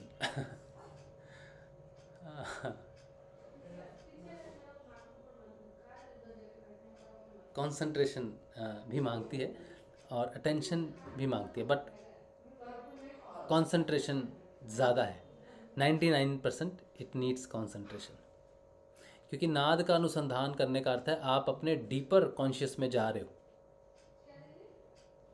मंत्र जाप को अटेंशन चाहिए ज़्यादा, क्योंकि मंत्र जाप एक आप कोई काम भी कर रहे हो तो आप you are not going deep inside, आप अंदर नहीं जा रहे अपने, आप बस एक उसको सिर्फ पकड़ा हुआ है। मंत्र जाप कर रहे हो, खा रहे हो, पी रहे हो, कोई काम कर रहे हो, ड्राइविंग कर रहे हो या कुछ भी कर रहे हो, तो आप मंत्र जाप कर रहे हो, तो उसके लिए कंसंट्रेशन की ज़रूरत नहीं है, क्योंकि आप उस समय अंदर आए नहीं। लेकिन नाद अंदर ही है, अंदर ले जाने वाला आपको मंत्र जाप ही है। एजपा जाप जब प्रस्तुत हो जाता है तो समझ लो आप अंदर जाने के लिए रेडी हो। लेकिन अंदर जाने के लिए जब अंदर चले गए, हृदय चक्र जो दरवाजा है हृदय चक्र का, वो मंत्र विशेष के लिए खुलता नहीं। हृदय चक्र का दरवाजा दुनिया में किसी भी शब्द के लिए खुलता नहीं, चाहे राम नाम, चाहे कृष्ण, कहते हैं राम नाम, सब जाप मरे या जपा भरे, अनहद भी मर जाए, राम सदा ही ना मरे, कहत कबीर बताए। तो राम सदा ही ना मरे, ठीक है, लेकिन राम अगर नाम जपोगे आप तो एंट्री नहीं मिलेगी आपको, तो एंट्री नहीं मिलेगी हृदय चक्र में। राम ही है जो परिवर्तित हो जाता है नाद में। जैसे आपका संजीवनी मंत्र है, ये भी राम का ही नाम है, कृष्ण राम एक ही हैं, वो भी नाद में हो जाता है। कोई वाहेगुरु जपेगा वो भी नाद में आ जाएगा। दुनिया के सारे मंत्र, चाहे अल्लाह, जीसस, कुछ भी है, वो हृदय चक्र में नहीं एंटर कर सकते, क्योंकि वो स्थूल शब्द में आ गया बाहर। वो बाहर स्थूल जगत में आपको खींच के लेके आ सकता है किसी भी गहराई से, लेकिन जैसे ही अंदर आए, ये द्वार है अंदर आने का। आज एक गुरु भाई ने पूछा था कि आज्ञा चक्र का खुलना और नाद का क्या संपर्क है, तो बड़ी क्लियर बात है, आपके अंदर जाने का रास्ता सिर्फ और सिर्फ आज्ञा चक्र ही है, इसके अलावा आप अंदर नहीं जा सकते। लेकिन आज्ञा चक्र खुल जाने का अर्थ ये नहीं कि आज्ञा चक्र एक्टिवेट हो गया, नहीं हुआ आज्ञा चक्र एक्टिवेट, वो सिर्फ अभी जो खुला है वो एक रास्ते की तरह खुला है कि आप अंदर जाओ। लेकिन जैसे आप अंदर जाओगे तो आप आज्ञा चक्र पे नहीं पहुंचोगे। ये यहाँ अंदर गए तो इसका अर्थ ये नहीं कि आप आज्ञा चक्र पे आ गए हो, नहीं, उससे पहले आपकी जो ये अंदर जाने का अर्थ है कि मेरी जो कंसंट्रेशन या मेरी अटेंशन थी वो मेरी इंद्रियों की बजाय अब प्रभु यात्रा की तरफ है, आत्मा की तरफ है। तो जैसे ही मैं अंदर घुसा तो ये दरवाज़ा खुला, तो आगे अंदर में जो दूसरा दरवाज़ा जिससे मैं अंदर जाऊंगा, समझ लो 2 दरवाजे हैं, आज्ञा चक्र का अंदर जाना। अब जो आत्मा है वो हृदय में है, हृदय में सुषुप्त है, समझ लो आत्मा, है ना। मैं से हम जीवित रहते हैं मन से, आत्मा तो लोगों की सोई रहती है। तो जैसे ही मैं अंदर घुसा तो मेरे को नाद प्रकट हो जाएगा, क्योंकि दूसरा दरवाज़ा नाद से खुलता है। आत्मा जहाँ विराजमान है हृदय में, उसका दरवाज़ा खोलने की चाबी है नाद, क्योंकि आत्मा भेद नहीं मानती, उसको जगाने का रास्ता है, वो भेद नहीं मानती। ठीक है, प्रॉब्लम ये है, आत्मा कहती है मेरे लिए राम, अल्लाह, जीसस, वाहेगुरु, कृष्ण सारे एक, क्योंकि वो स्वयं है, वो सारे स्वयं है। तो वहाँ तक तो वो लेके आ जाएगा, इंडिविजुअल नाम, रिलीजन जो भी आप फॉलो करते हो। लेकिन दूसरा दरवाज़ा जो है वो जो खुलेगा अंदर में, वो कहता है कि मैं नाम किसी मंत्र से नहीं खुलता, इस मंत्र का मूल स्वरूप पेश करो, इसका मूल स्वरूप दो। ये मंत्र ही है, लेकिन इसको खोलो, इस पैकेट के अंदर क्या है। कोई भी मंत्र दुनिया में होता है ना, वो 2 तरह के होते हैं। आज कहाँ मैंने पढ़ा मुझे याद नहीं। मंत्र 2 तरह के होते हैं, एक डेड और एक लाइव, जीवित। तो जिस मंत्र में अंदर शक्ति नहीं होती उन्हें डेड मंत्र कहते हैं। और कहीं सुना मैंने, वीडियो में किसी ने भेजा ना, क्या मुझे याद नहीं। और एक मंत्र होता है जिसमें शक्ति होती है, तो उसका मूल स्वरूप। तो हृदय में जब आप जाओगे तो वो मंत्र का मूल स्वरूप मांगेगा, वो है नाद, और वो समर्पण होने से आता है। समर्पित होने से, मतलब ये पहला गेट तो समर्पण से खुलता है, गुरुदेव के प्रति ही एकनिष्ठ हो जाना और उन्हीं को सर्वव्यापी सब कुछ मान लेना, बाकी बाहरी सारी चीज़ों का त्याग करके उनको मान लेना। तो ये दरवाज़ा खुल गया। उसके साथ ही नाद प्रकट होगा, कुछ दिन तक नाद चलेगा। दूसरा दरवाज़ा तब तक नहीं खुलेगा जब तक साधक उस मूल स्वरूप नाद का अध्ययन करना ना शुरू कर दे, क्योंकि जैसे ही वो उसका अध्ययन करना शुरू करेगा, उसका मूल स्वरूप जो है उसकी तरफ अपनी चेतना लेके आएगा, तब वो हृदय का दरवाज़ा खुलेगा और वहाँ पर आत्मा, जैसे ही वो खुला, आत्मा जागृत हो जाएगी शिशु अवस्था में। चेतन की सबसे पहली अवस्था, उसे कहते हैं द्विज। द्विज का अर्थ है 2 यात्राएं करने वाला। ठीक है, 2 जन्म जिसके हो जाए। तो जब आत्मा जागृत हो जाती है तो एक शरीर का जीवन जो माता पिता देते हैं, और एक दूसरा गुरु जो देता है जीवन, वो है आत्मा को जागृत करना, आत्मा का जीवन, आत्मा का साक्षात्कार, आत्मा की जर्नी। तो उस नाद से, उस नाद की कंसंट्रेशन से, उस नाद का अध्ययन से आत्मा जाग जाती है, कहती है हाँ ये मेरा मूल स्वरूप प्रस्तुत हुआ है, यहाँ से भेद खत्म हो जाते हैं। अद्वैतवाद जिसे कहते हैं, अद्वैतवाद भी, द्वैत भी रहेगा तो भी आप एंटर नहीं कर सकते हृदय में। आप आज्ञा चक्कर में गुरु कृपा से गुरु पर एकनिष्ठ हो गए, चले गए, लेकिन फिर भी कई तरह के द्वैत रहते हैं, द्वैतवाद रहता है। तो द्वैतवाद कई तरह के होते हैं, लेकिन मूल द्वैतवाद अगर रहा कि गुरु भी है और कोई दूसरी शक्ति भी है, तो फिर हृदय चक्र कभी भी नहीं खुल सकता आपका। 2 ऊर्जाओं के लिए कभी नहीं खुलता। ऐसा व्यक्ति जो 2 ऊर्जाओं में विश्वास करे, 10 ऊर्जाओं में विश्वास करे, हृदय चक्र उसका स्वागत नहीं करेगा, क्योंकि वो अद्वैतवाद है। अद्वैत का मतलब है कि दूसरा नहीं है। अगर इस बात को मानते हो तभी आपका स्वागत है हृदय में, हृदय चक्र में, ज्ञान में। आप ज्ञान को तभी ग्रहण कर सकते हो जब अद्वैत को मानते हो, क्योंकि ज्ञान हर जगह फैला हुआ है, हर ऊर्जाओं में ज्ञान फैला हुआ है। ज्ञान आप ये तो नहीं कह सकते मुझे सिर्फ सकारात्मकता का ज्ञान चाहिए, नकारात्मक मुझे नहीं जानना, मैं सकारात्मक व्यक्ति हूँ मुझे तो इस तरह से प्राप्त नहीं हो सकता आपको। ज्ञान प्राप्ति का मूल साधन, मूल जड़ है अद्वैत, जिसे शंकराचार्य ने कहा। तो वो यात्रा जो है ना, वो सारी हृदय से ही है, हृदय में ही है। ठीक है, तो वो अद्वैतवाद से आपका अद्वैतवाद होना, और वो नाद जो प्रकट हुआ वो भी द्वैत को ख़त्म करता है कि राम, अल्लाह, ईश्वर, ये सारे नाम एक ही हैं। नाद, एक नाद हो जाता है, जिसे इन्होंने कहा है, श्री गुरु नानक देव जी ने कहा है, एक ओमकार। आप पढ़ना एक ओमकार में क्या क्या लिखा है। तो एक ओमकार का अर्थ है नाद, नाद ब्रह्म। ठीक है, तो वो सारी चीज़ें उस नाद से जागृत होता है। अद्वैत बहुत ज़रूरी है, और जिस दिन आत्मा उठी उस दिन आपकी वाट लगी ये इसलिए है कि आनंद तो बहुत है, आनंद तो बहुत है, लेकिन कठिनाइयाँ भी बढ़ जाती हैं शुरुआती तौर पे। थोड़ा टेस्टिंग वेस्टिंग होती है कि तू आ तो गया, तो इस काबिल है भी कि ये जर्नी चलाई जाए कि नहीं चलाई जाए, तो थोड़ी ठोक पिटाई होती है वहाँ पर। ठोक पिटाई के बाद फिर जब वो कहते हैं कि ये काबिल है, ये मजबूत है, यात्रा कर सकता है, फिर उसके रास्ते सुगम होने शुरू हो जाते हैं, फिर परिवर्तन आने शुरू हो जाते हैं। पहले ठोक पिटाई कैसे होती है, गुस्सा बढ़ जाएगा, काम बढ़ जाएगा, वैसे ही हिल्यूसिनेशन बढ़नी शुरू हो जाएगी। और वहाँ सबसे पहले गुरु पे आप जो कर रहे हो आपको नकार दिया, बाहर की जो जगत है आपको कहेगा तू क्या, कौन है, कहाँ से आया है, तू क्या कर रहा है, तू गलत है। मतलब आपको, आप जिस स्थिति में हो हृदय में, वहाँ पे सबसे पहले बाहर का जगत आप पे अटैक करेगा और आपको पूरी तरह से गलत साबित कर देगा कि तुम गलत हो, गलत कर रहे हो, तुम्हें ऐसा नहीं करना चाहिए, तुमने ये बर्बाद कर दिया, वो बर्बाद कर दिया। वो सारा टेस्टिंग होती है सारी। वह अगर डर जाए या रुक जाए कि यार सच में क्या है, मैं रुक जाता हूँ, तो वो नहीं कर सकता। अगर वो डटा रहे कि मुझे पता है मैं क्या कर रहा हूँ, मैं समर्पित हूँ कि नहीं हूँ, ये मैं जानता हूँ, और गुरु के प्रति गुरु ही सब करते हैं, तो वो सारी चीज़ें मिल मिला के फिर एक समय रहता है, कितना समय इंडिविजुअल के अकॉर्डिंगली रहता है, कितनी देर वो डटा रहता है वहाँ पर, फिर वो प्रोग्रेस करनी शुरू करता है। यहाँ से उसका उत्थान शुरू होता है, आत्मा का उत्थान शुरू होता है। तो ये चीज़ें जो है, अंदर जाना, फिर अद्वैत, फिर वो आत्मा का जागृत होना, फिर वो टेस्टिंग टाइम, सबसे ज़्यादा मुश्किल टाइम, जब सारी दुनिया आपकी दुश्मन हो जाएगी, आपके गुरु भाई गुरु बहन सारे आपको विपरीत दिशा में जाते लगेंगे, आप उनको विपरीत दिशा में लगोगे, जो घटनाएं घटेंगी, लड़ाई होगी, वो सारा कुछ होगा, ठीक है।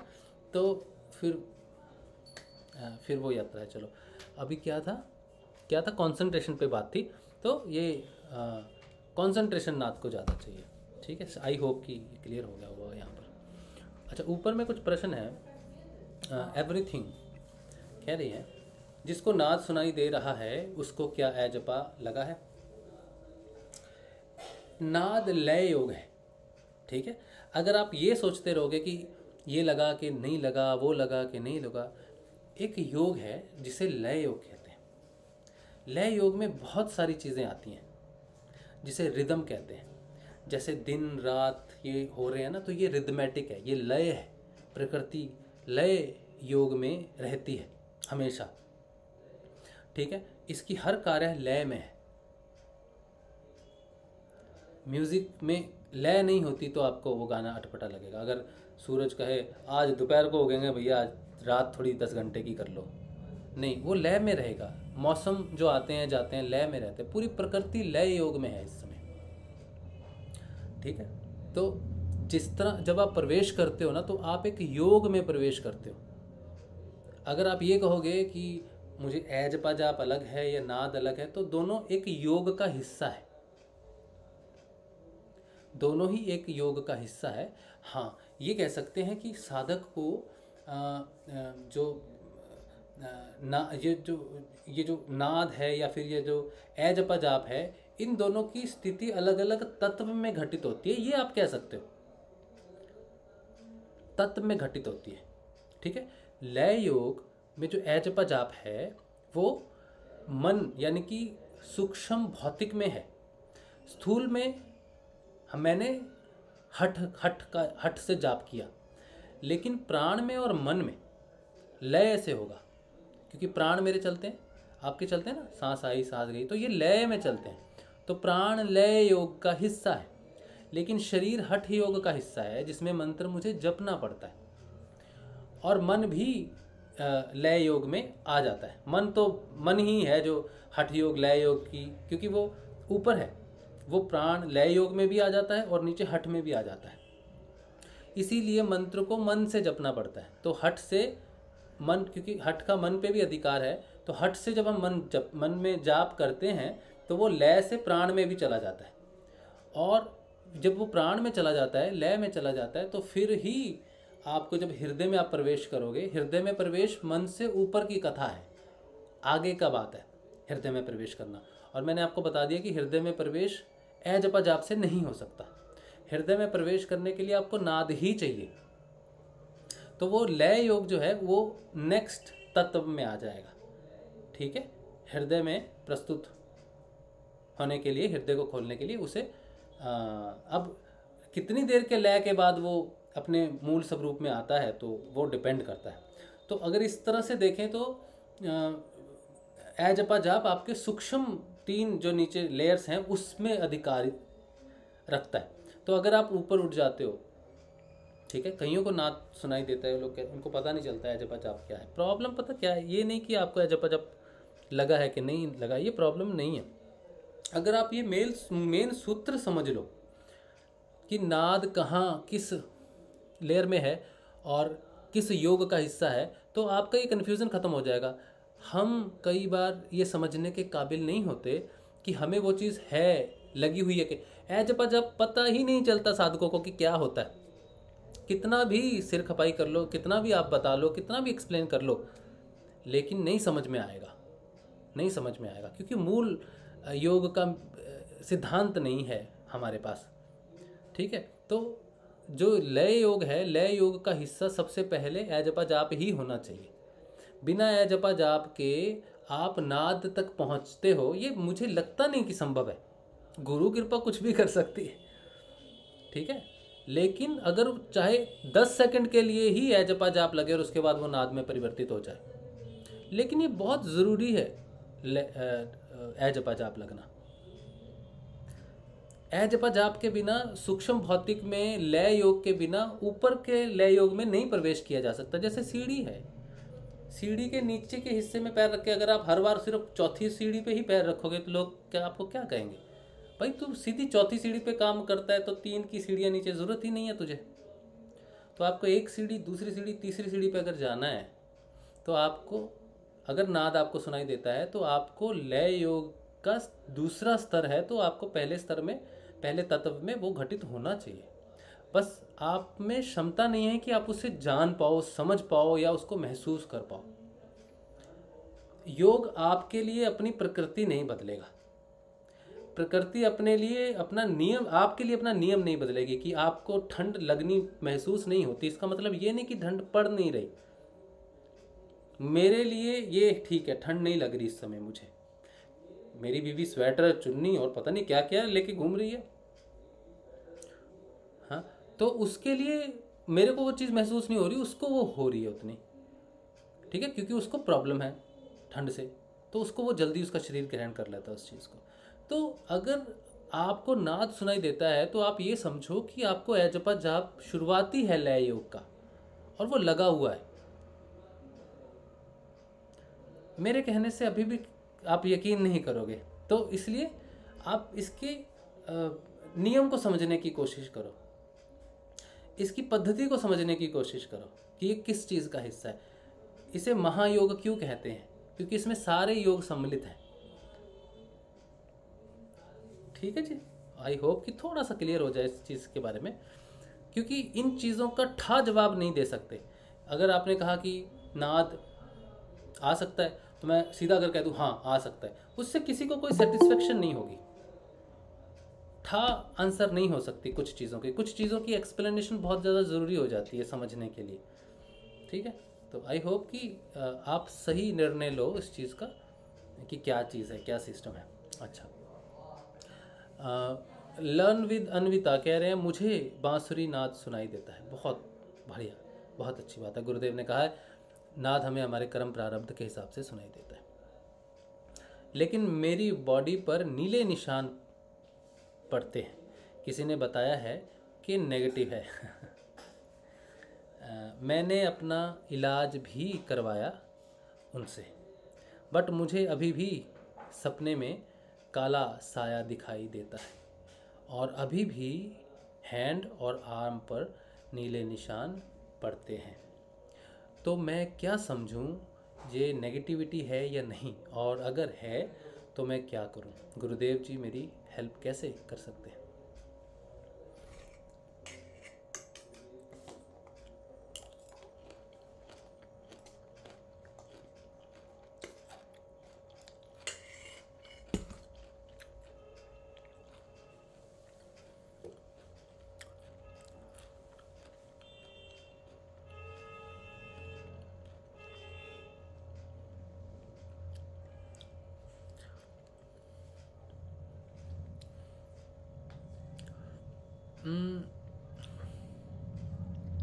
कई बार क्या होता है ना,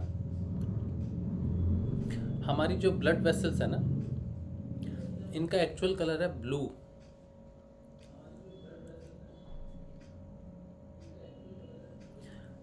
कई बार ये इतनी साफ ऊपर आ जाती है कि वो, मेरी बीवी ने एक बार कहा था, मेरी सारा नीला नीला मुझे लगता है, क्यों? तो वो किसी कारण से शरीर में कोई ठंड ज़्यादा बढ़ जाए, अगर कोल्ड हो जाए ब्लड, ठीक है, अगर आपका ब्लड कोल्ड हो जाए तो आपको वो नीला नीला, नाखून नीले हो जाएंगे। आप बहुत गहरी ठंड में जाओ तो वहाँ पे नाखून नीले हो जाएंगे आपके। तो नीले रंग का संपर्क है कोल्डनेस। शायद कुदरत ने इसीलिए ब्लड वेसल्स को ब्लू किया है, क्योंकि खून गर्म होता है उसमें। शायद टेम्परेचर कंट्रोल, ब्लड जो होता है ना, ब्लड टेम्परेचर जो होता है उसको कंट्रोल करने के लिए ही उसको कोई विज्ञान के हिसाब से उसको ब्लू के हिसाब से किया हो, मुझे नहीं पता उस चीज़ का। लेकिन मैं एक बात आपको साफ गारंटीड कहता हूँ कि आपका इलाज सिर्फ और सिर्फ गुरुदेव ही कर सकते हैं, उनका मंत्र जाप ही कर सकता है, सकारात्मकता ही आपका इलाज कर सकती है। अगर आप ये सोचोगे कि मेरे शरीर में या मुझे सपने में साया दिखता है या कुछ भी होता है, सपनों में भूत चुड़ैल साए ये हमारी मन की अवस्थाओं से प्रस्तुत होते हैं। हम चाहे कोई भूत या चुड़ैल है भी, तो वो किस पे असर डाल सकता है? आपके मन पे, आपके प्राण पे और आपके स्थूल शरीर पे, ठीक है। अगर आप साधना कर रहे हो तो ये तीनों कोशों से ऊपर से सिद्ध योग आपको जागृत करता है और नीचे इसका सलूशन करना शुरू करता है। सोचो कि आपको कोई भी बीमारी है, वो आपके मन से जुड़ी हुई है, तो वो चेतना जो सिद्ध योग की चेतना है, जो मंत्र है, वो आपके मन पे पहले स्ट्राइक करेगा। तो जिस चीज़ का प्रभाव आपके मन पे पड़ा हुआ है वो पहले ठीक होगी। फिर प्राण आते हैं, ठीक है। प्राण का अर्थ है मेरी किसी से लिंक करने की क्षमताएं, यानी कि मेरे भाई से मेरा प्रेम कितना है, मेरी बहन से शायद कम हो, मेरे पिताजी से ज़्यादा हो, या मेरे दोस्त से ज़्यादा हो, या माताजी से ज़्यादा हो, पिताजी से कम हो। ये सारी भावनाएं जो प्रस्तुत होती हैं, जितने भी रिलेशनशिप्स डेवलप होते हैं, जितने भी रिलेशनशिप चलते हैं पूरे संसार में, नेटवर्किंग चलती है, वो प्राण के हिसाब से चलती है। तो मेरी सोच पे जब प्रभाव, मेरे भावों पे, सोचिए मेरे भावों पे जब प्रभाव पड़ना चला, तो समझो वो बीमारी मेरे प्राणों पे है। प्राण रुक जाएं तो सारे भाव शून्य हो जाते। कौन माँ, कौन पिता, अरे बाबा बचाओ। प्राण पे जीवन ही सबसे महत्वपूर्ण होता है। उसके बाद शरीर पे प्रभाव पड़ता है बीमारियों का, तब शरीर में विकृति नज़र आती है, फोड़ा फुंसी, ये वो सारी चीज़ें आती हैं। तो प्रभाव जो है, किसी भी ऊर्जा का प्रभाव आप महसूस कर सकते हो सिर्फ 3 कोश पे, ठीक है। अब जो साधना आप कर रहे हो वो है 7 कोशों की साधना। जो मंत्र आप जप रहे हो वो है 7वें कोश का, बिल्कुल टॉप का। जब आपके पास वो सबसे ऊपर कोश की दवाई है, सबको ऊपर कोश को खेलने की क्षमता है, वो मंत्र है, तो नीचे के बेसिक, क्योंकि अंधकार है नीचे तीनों में, इसीलिए वो प्रकाश जब नीचे उतरता है तो आपको थोड़ी कठिनाई का सामना होता है। लेकिन आप ये मान के चलो कि आपका इलाज सिर्फ और सिर्फ वो सत्य ही है। सत्य ही संजीवनी बूटी है। इन एक्चुअल अगर कहा जाता है कि ये संजीवनी मंत्र है, तो ये कह दो कि सत्य संजीवनी मंत्र है। सारी चीज़ों का इलाज सत्य से होता है। अब सत्य की महत्वपूर्ण, सत्य सिर्फ ये सत्य नहीं जो हम जानते हैं, सत्य घटित हो गया या मैं सिर्फ सत्य ही बोलता हूँ, झूठ नहीं बोलता, वो सत्य की बात नहीं हो रही। सत्य का अर्थ है कि एक्सेप्टेंस, आत्मा का एक्सेप्टेंस। अगर मैं अपनी चेतना को, अपनी धारणा को सत्य में रख दूं, और जहाँ जहाँ भी मेरी चेतना प्रवाहित करती है, सोचो मुझे शरीर में फोड़ा हो गया, तो मेरी धारणा सत्य में है। तो अगर मैं अपनी धारणा को किसी तरफ रुख करता हूँ, शरीर में करता हूँ, प्राण में करता हूँ, मन में करता हूँ, तो वो सत्य प्रवाहित होने लगेगा। और सत्य सबसे बड़ा इलाज है। सत्यमय कोश स्वयं ईश्वर है। सत्य आत्मा, आत्मा स्वयं इलाज है हर बीमारी का।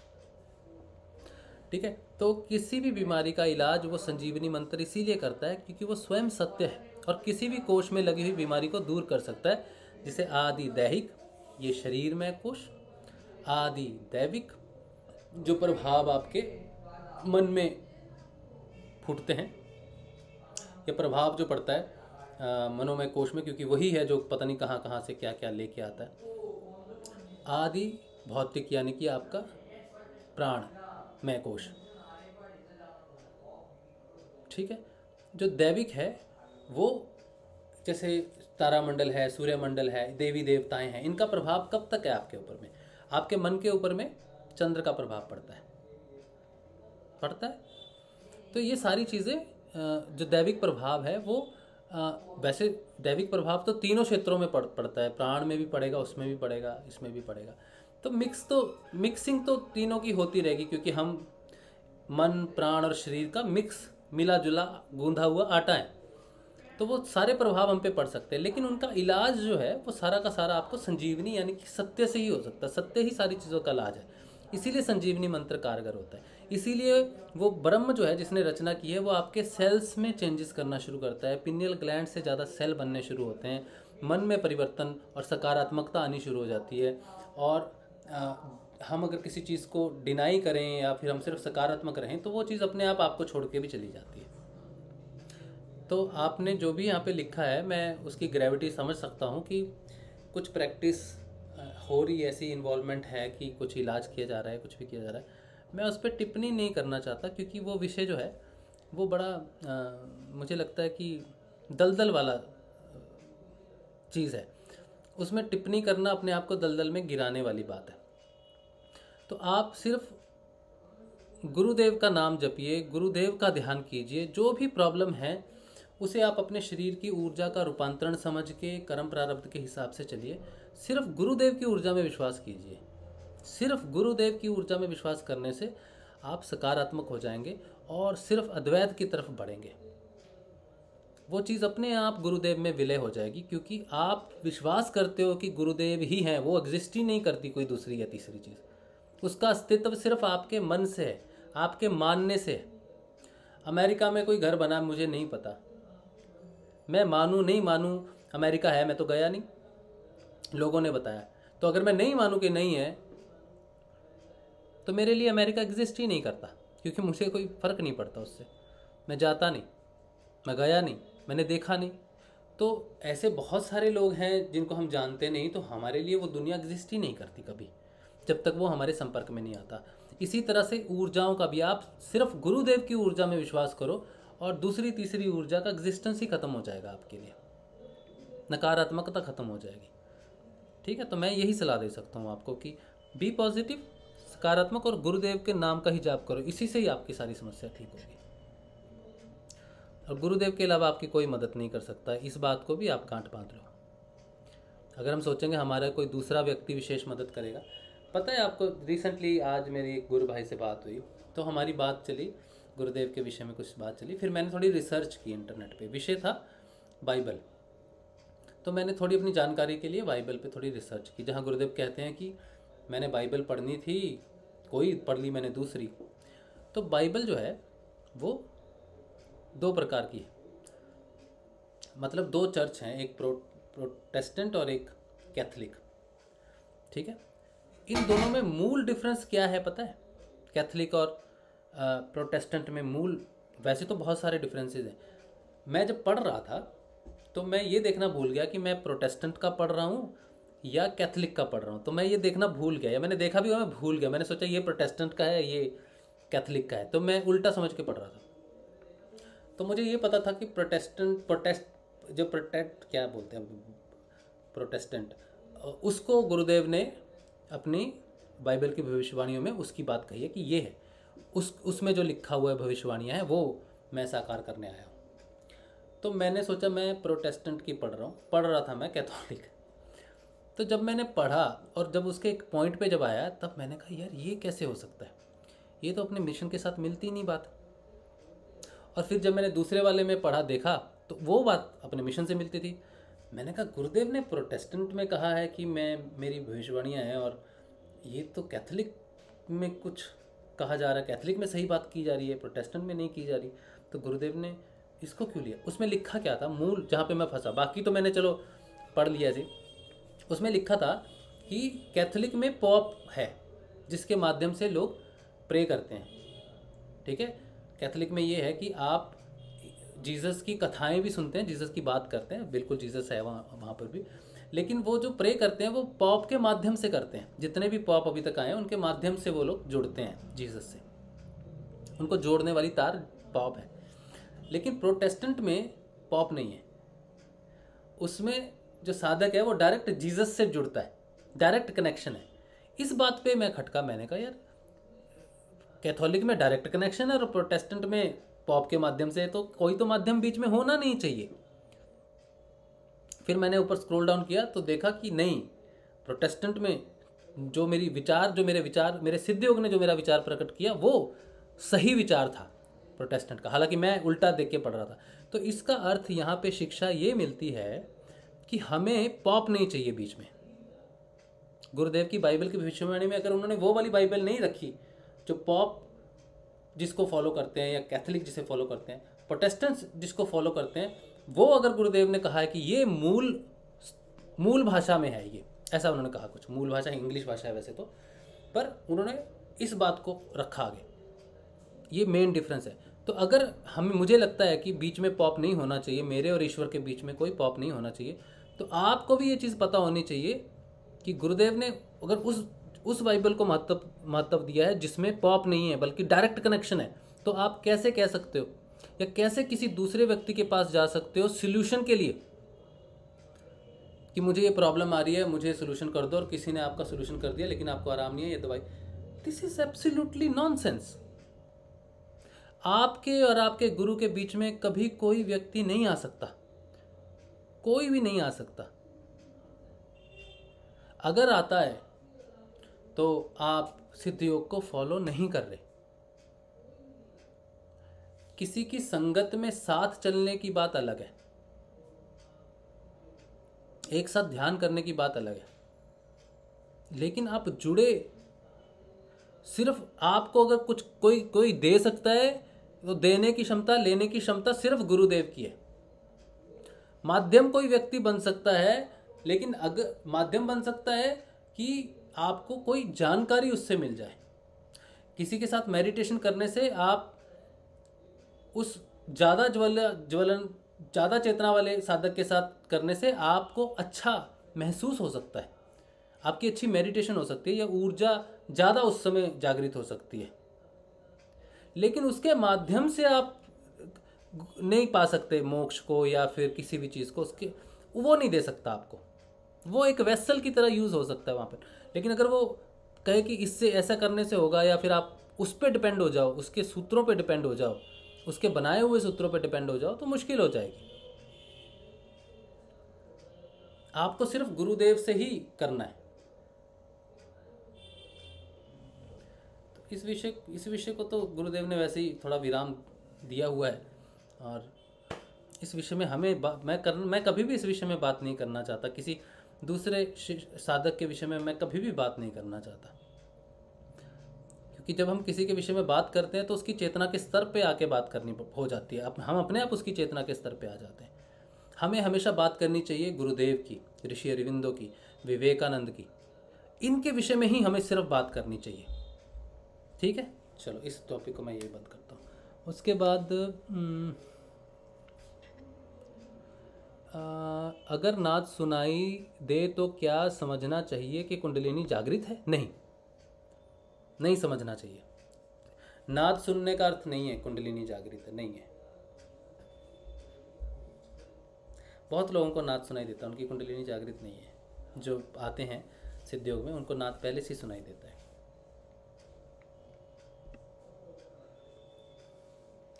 जपा है तो खुद से नाम जाप छोड़ दूं क्या?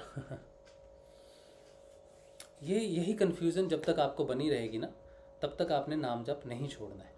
जब तक ये कन्फ्यूज़न रहेगी आपको, जब तक कॉन्फिडेंस नहीं होता आपको तब तक आपने नाम जाप नहीं छोड़ना है, मेरे कहने से तो बिल्कुल भी नहीं छोड़ना। जब आपके अंदर आपको पता चल जाएगा कि मैं नाद साधना कर रहा हूँ या मेरी प्रगति है, आपने ये डिसीजन खुद लेना है। क्योंकि नाम जाप तो मैं भी नहीं छोड़ सकता कभी भी। मैं ध्यान में बैठता हूँ, मेरा मंत्र जाप शुरू हो जाता है, तो मैं मंत्र जाप आता है तो मेरा मंत्र जाप हम बहुत बार मेडिटेशन में तो मैं हमेशा नोट करता हूँ मेरा मंत्र जाप चलता रहता है। तो मैं मंत्र जाप जपता नहीं, अपने आप आ जाता है। और जब आ जाता है तो मैं क्यों ना जपूँ, क्रिया हो रही है, हाँ चीज़ें चल रहा है, फिर मैं अपने आप को वापस गुरुदेव की तरफ कंसंट्रेशन लेके जाता हूँ। मंत्र जाप तो मेरा भी नहीं छूटा, मैं मंत्र जाप करता नहीं क्योंकि मैं नाद अनुसंधान पे ज़्यादा कंसंट्रेशन देता हूँ। क्योंकि मुझे ये भी यकीन है, ये भी पता है कि मेरा जपा जाप चल रहा है, क्योंकि मैं हर रोज़ उसको महसूस करता हूँ, वो हर रोज़ प्रकट होता है, हर रोज़ होता है प्रकट। तो मैंने कभी छोड़ा नहीं नाम जपना, ठीक है। मैंने सिर्फ उस नाद की तरफ पूरी कंसंट्रेशन कर दी, तो जपा जाप हमेशा ही रहा। आज भी चलता हूँ तो मंत्र शुरू हो जाता है अपने आप।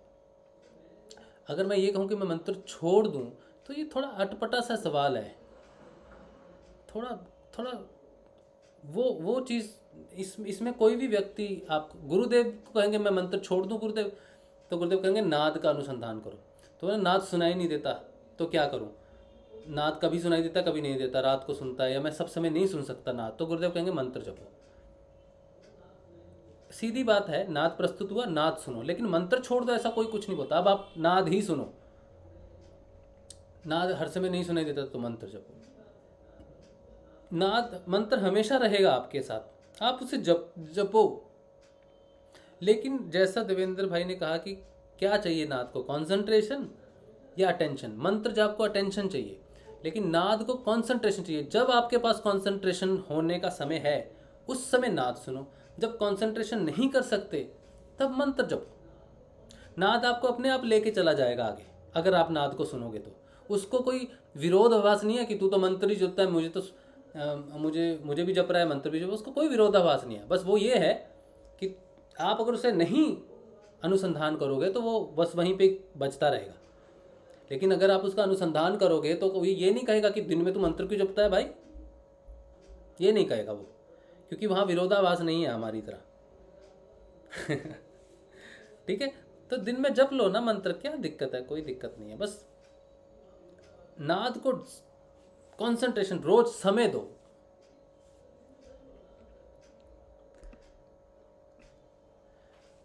अर्नव, अच्छा उसके बाद कृष्णकांत पंचोली, मुझे भी नाद सुनाई देता है और आज्ञा चक्र पर प्रेशर होता है, पर जपा नहीं लगा। अब फिर कंफ्यूजन कि नाद है या और कुछ।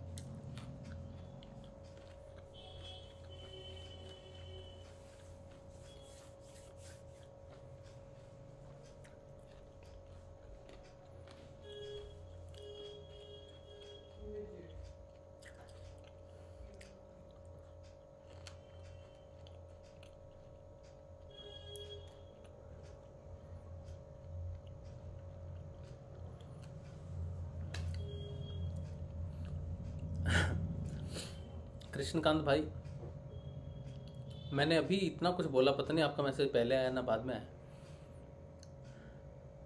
तो आप एक बार देखना सेशन, अगर आपने लेट ज्वाइन किया तो, है ना। अगर फिर भी ना समझ में आए तो स्पिरिचुअल नॉलेज इंस्टीट्यूट एक दूसरा चैनल है, उस पर 5 वीडियोज़ हैं नाद के, 10-10 मिनट के। उसमें नाद कैसा सुनाई देता है, वो नाद है भी कि नहीं, ये भी उसमें शायद बताया हुआ है। आप एक बार वो देखना, और फिर भी अगर कन्फ्यूज़न नहीं क्लियर होती है तो आप मंत्र जपना, मंत्र नहीं छोड़ना, ठीक है। अर्नब चतुर्वेदी कह रहे हैं सकारात्मकता ही इसका इलाज है, बिल्कुल सही है, और ये भी गुरुदेव ही करते हैं, उन पे विश्वास होना चाहिए। हाँ, लर्न विद अन्विता, मेरे हैंड्स से करंट निकलता है, किसी भी लोहे की चीज़ को टच करूं तो ज़ोर से झटका लगता है। बेटे तो कुछ करो तब भी कई बार करंट लगता है। हाँ, ये एक तरह का एक्सपीरियंस है, कुंडलिनी का एक तरह का एक्सपीरियंस है करंट लगना। हमारी एक गुरु बहन है संगीता, जयपुर से, वो उनके साथ ये हुआ था। किसी भी चीज़ को टच करती थी उनको करंट लगता था। तो मैं उनको मजाक में ही छेड़ता था। मैंने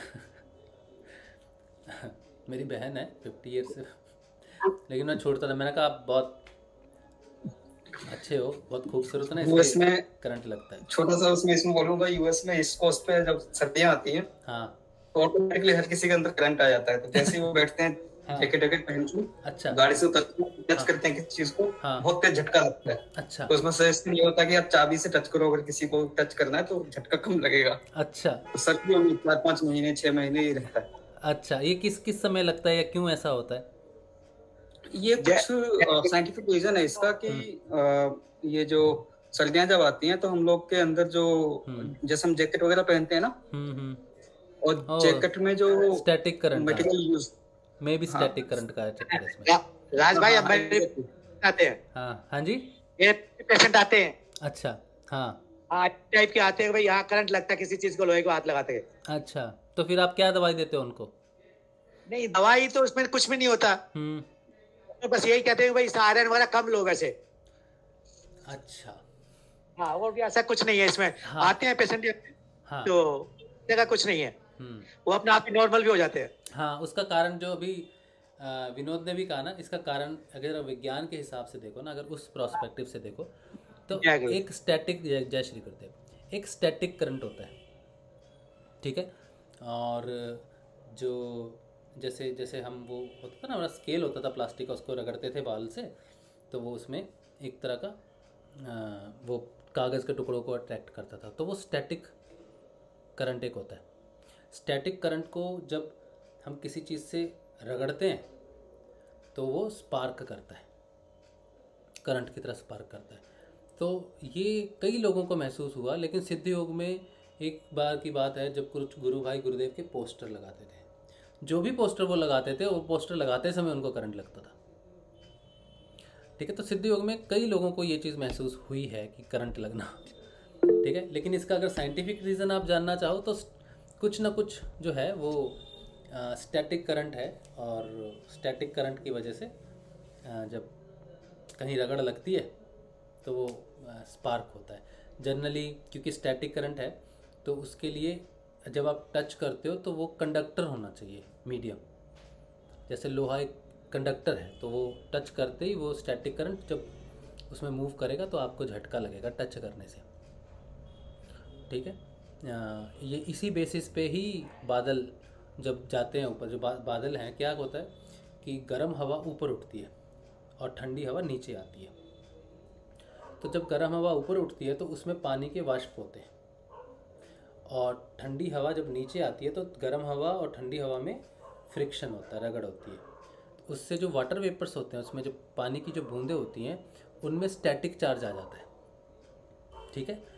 स्टैटिक चार्ज आ जाता है, तो जब वो ऊपर जाते हैं उसके बाद वो गर्म हवा जो ऊपर चली जाती है, फिर ये होता है, क्या बोलते हैं उसको, कंडेंसेशन, क्या बोलते हैं, ये प्रोसेस होता है जिसमें वो बादल बन जाते हैं, कंडेंसेशन। हाँ, कंडेंसेशन में क्या होता है कि वही वाटर वेपर्स कंडेंसेशन से बादल बन जाते हैं, ठीक है। तो इस तरह से बादल फॉर्म होता है और उसमें करंट रहता है। अब वो स्टैटिक करंट है, तो फिर वो किसी तरह से जब बारिश होती है तो वो रगड़ कह लो, कुछ कह लो, वो प्रोसेस से वो जो बिजली आपको ऊपर कड़कती हुई नज़र आती है बादलों में, तो वो सारी कहाँ से पैदा हुई? स्टैटिक करंट से। अब वो बिजली अगर किसी पे गिर जाए तो वो पेड़ जला देती है, बिल्डिंगें नष्ट कर देती है। तो सोचो एक छोटा सा प्रोसेस, बादल बना, उससे वो चार्ज इकट्ठा हुआ और उससे वो बिजली गिरी, ठीक है। तो ये हो सकता है कि जो कपड़े आप पहनते हो स्पेसिफिक, कई बार शरीर की वजह से वो रगड़ लगता रहता है, वो हिलता रहता है, और हमारे जो ये रोम है जैसे खड़े हो जाते हैं ना कई बार किसी चीज़ के सामने लाने से, तो वो स्टैटिक करंट आपकी बॉडी में, जैसे ही आप किसी कंडक्टर के टच में आए तो वो झटका आपको लग सकता है, ठीक है। ये एक प्रोसेस हो सकता है, ये साइंस ऐसा कुछ बताती है। और भी डिटेल में और भी करेक्शन हो सकती हैं इसकी, लेकिन ये एक प्रोसेस हो सकता है, डरना नहीं चाहिए, ठीक है। अच्छा, उसके बाद मेरे हैंड से, अच्छा ये हो गया, जय श्री गुरुदेव। उसके बाद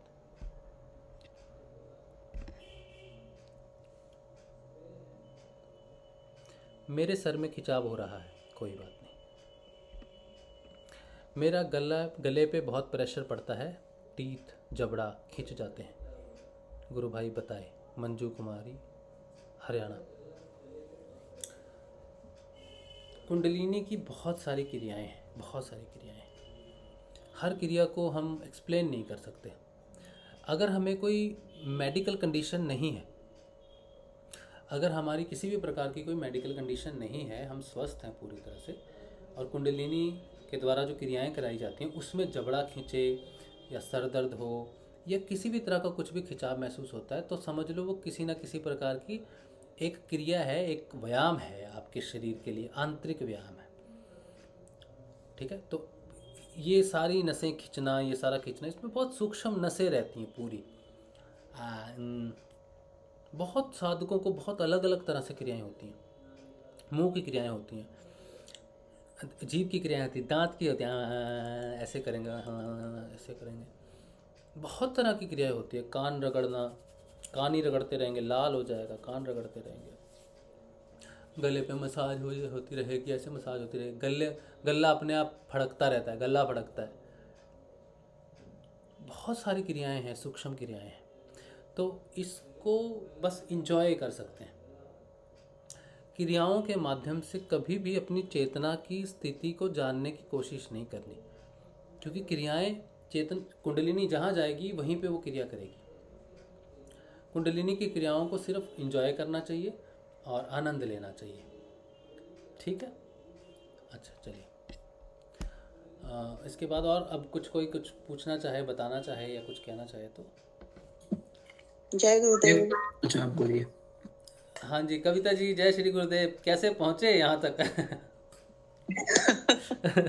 पहुंचना चाह रहे थे इंडिया में, तो टाइम नहीं मिला। 3.5 महीने वेस्ट हो गए, क्योंकि कुछ का मामला था, तो 6-7 केसेस थे, तो उसके चक्कर में बस गुरुदेव ने बुलाया और टाइम से वापस पहुंचा दिया, क्योंकि यूरोप में फिर से कोरोना आ गया। तो गुरुदेव की महिमा, गुरुदेव जाने कहाँ कब कैसे पहुंचना है। तो अभी आप कहाँ हो? वापिस चले गए? हाँ, वापस 21 नवंबर को आ गई थी वापस, नीदरलैंड। हाँ जी। अच्छा, तो एक तो मुझे अभी कोई पूछ रहे थे, जाप के बारे में पूछ रहे थे। मैं किसी को राय नहीं दे रही हूँ, बस मैं अपना अनुभव शेयर करूंगी, और हो सकता है किसी को उसमें से कोई एक आध पॉइंट मिल जाए या अच्छा हो उसके लिए।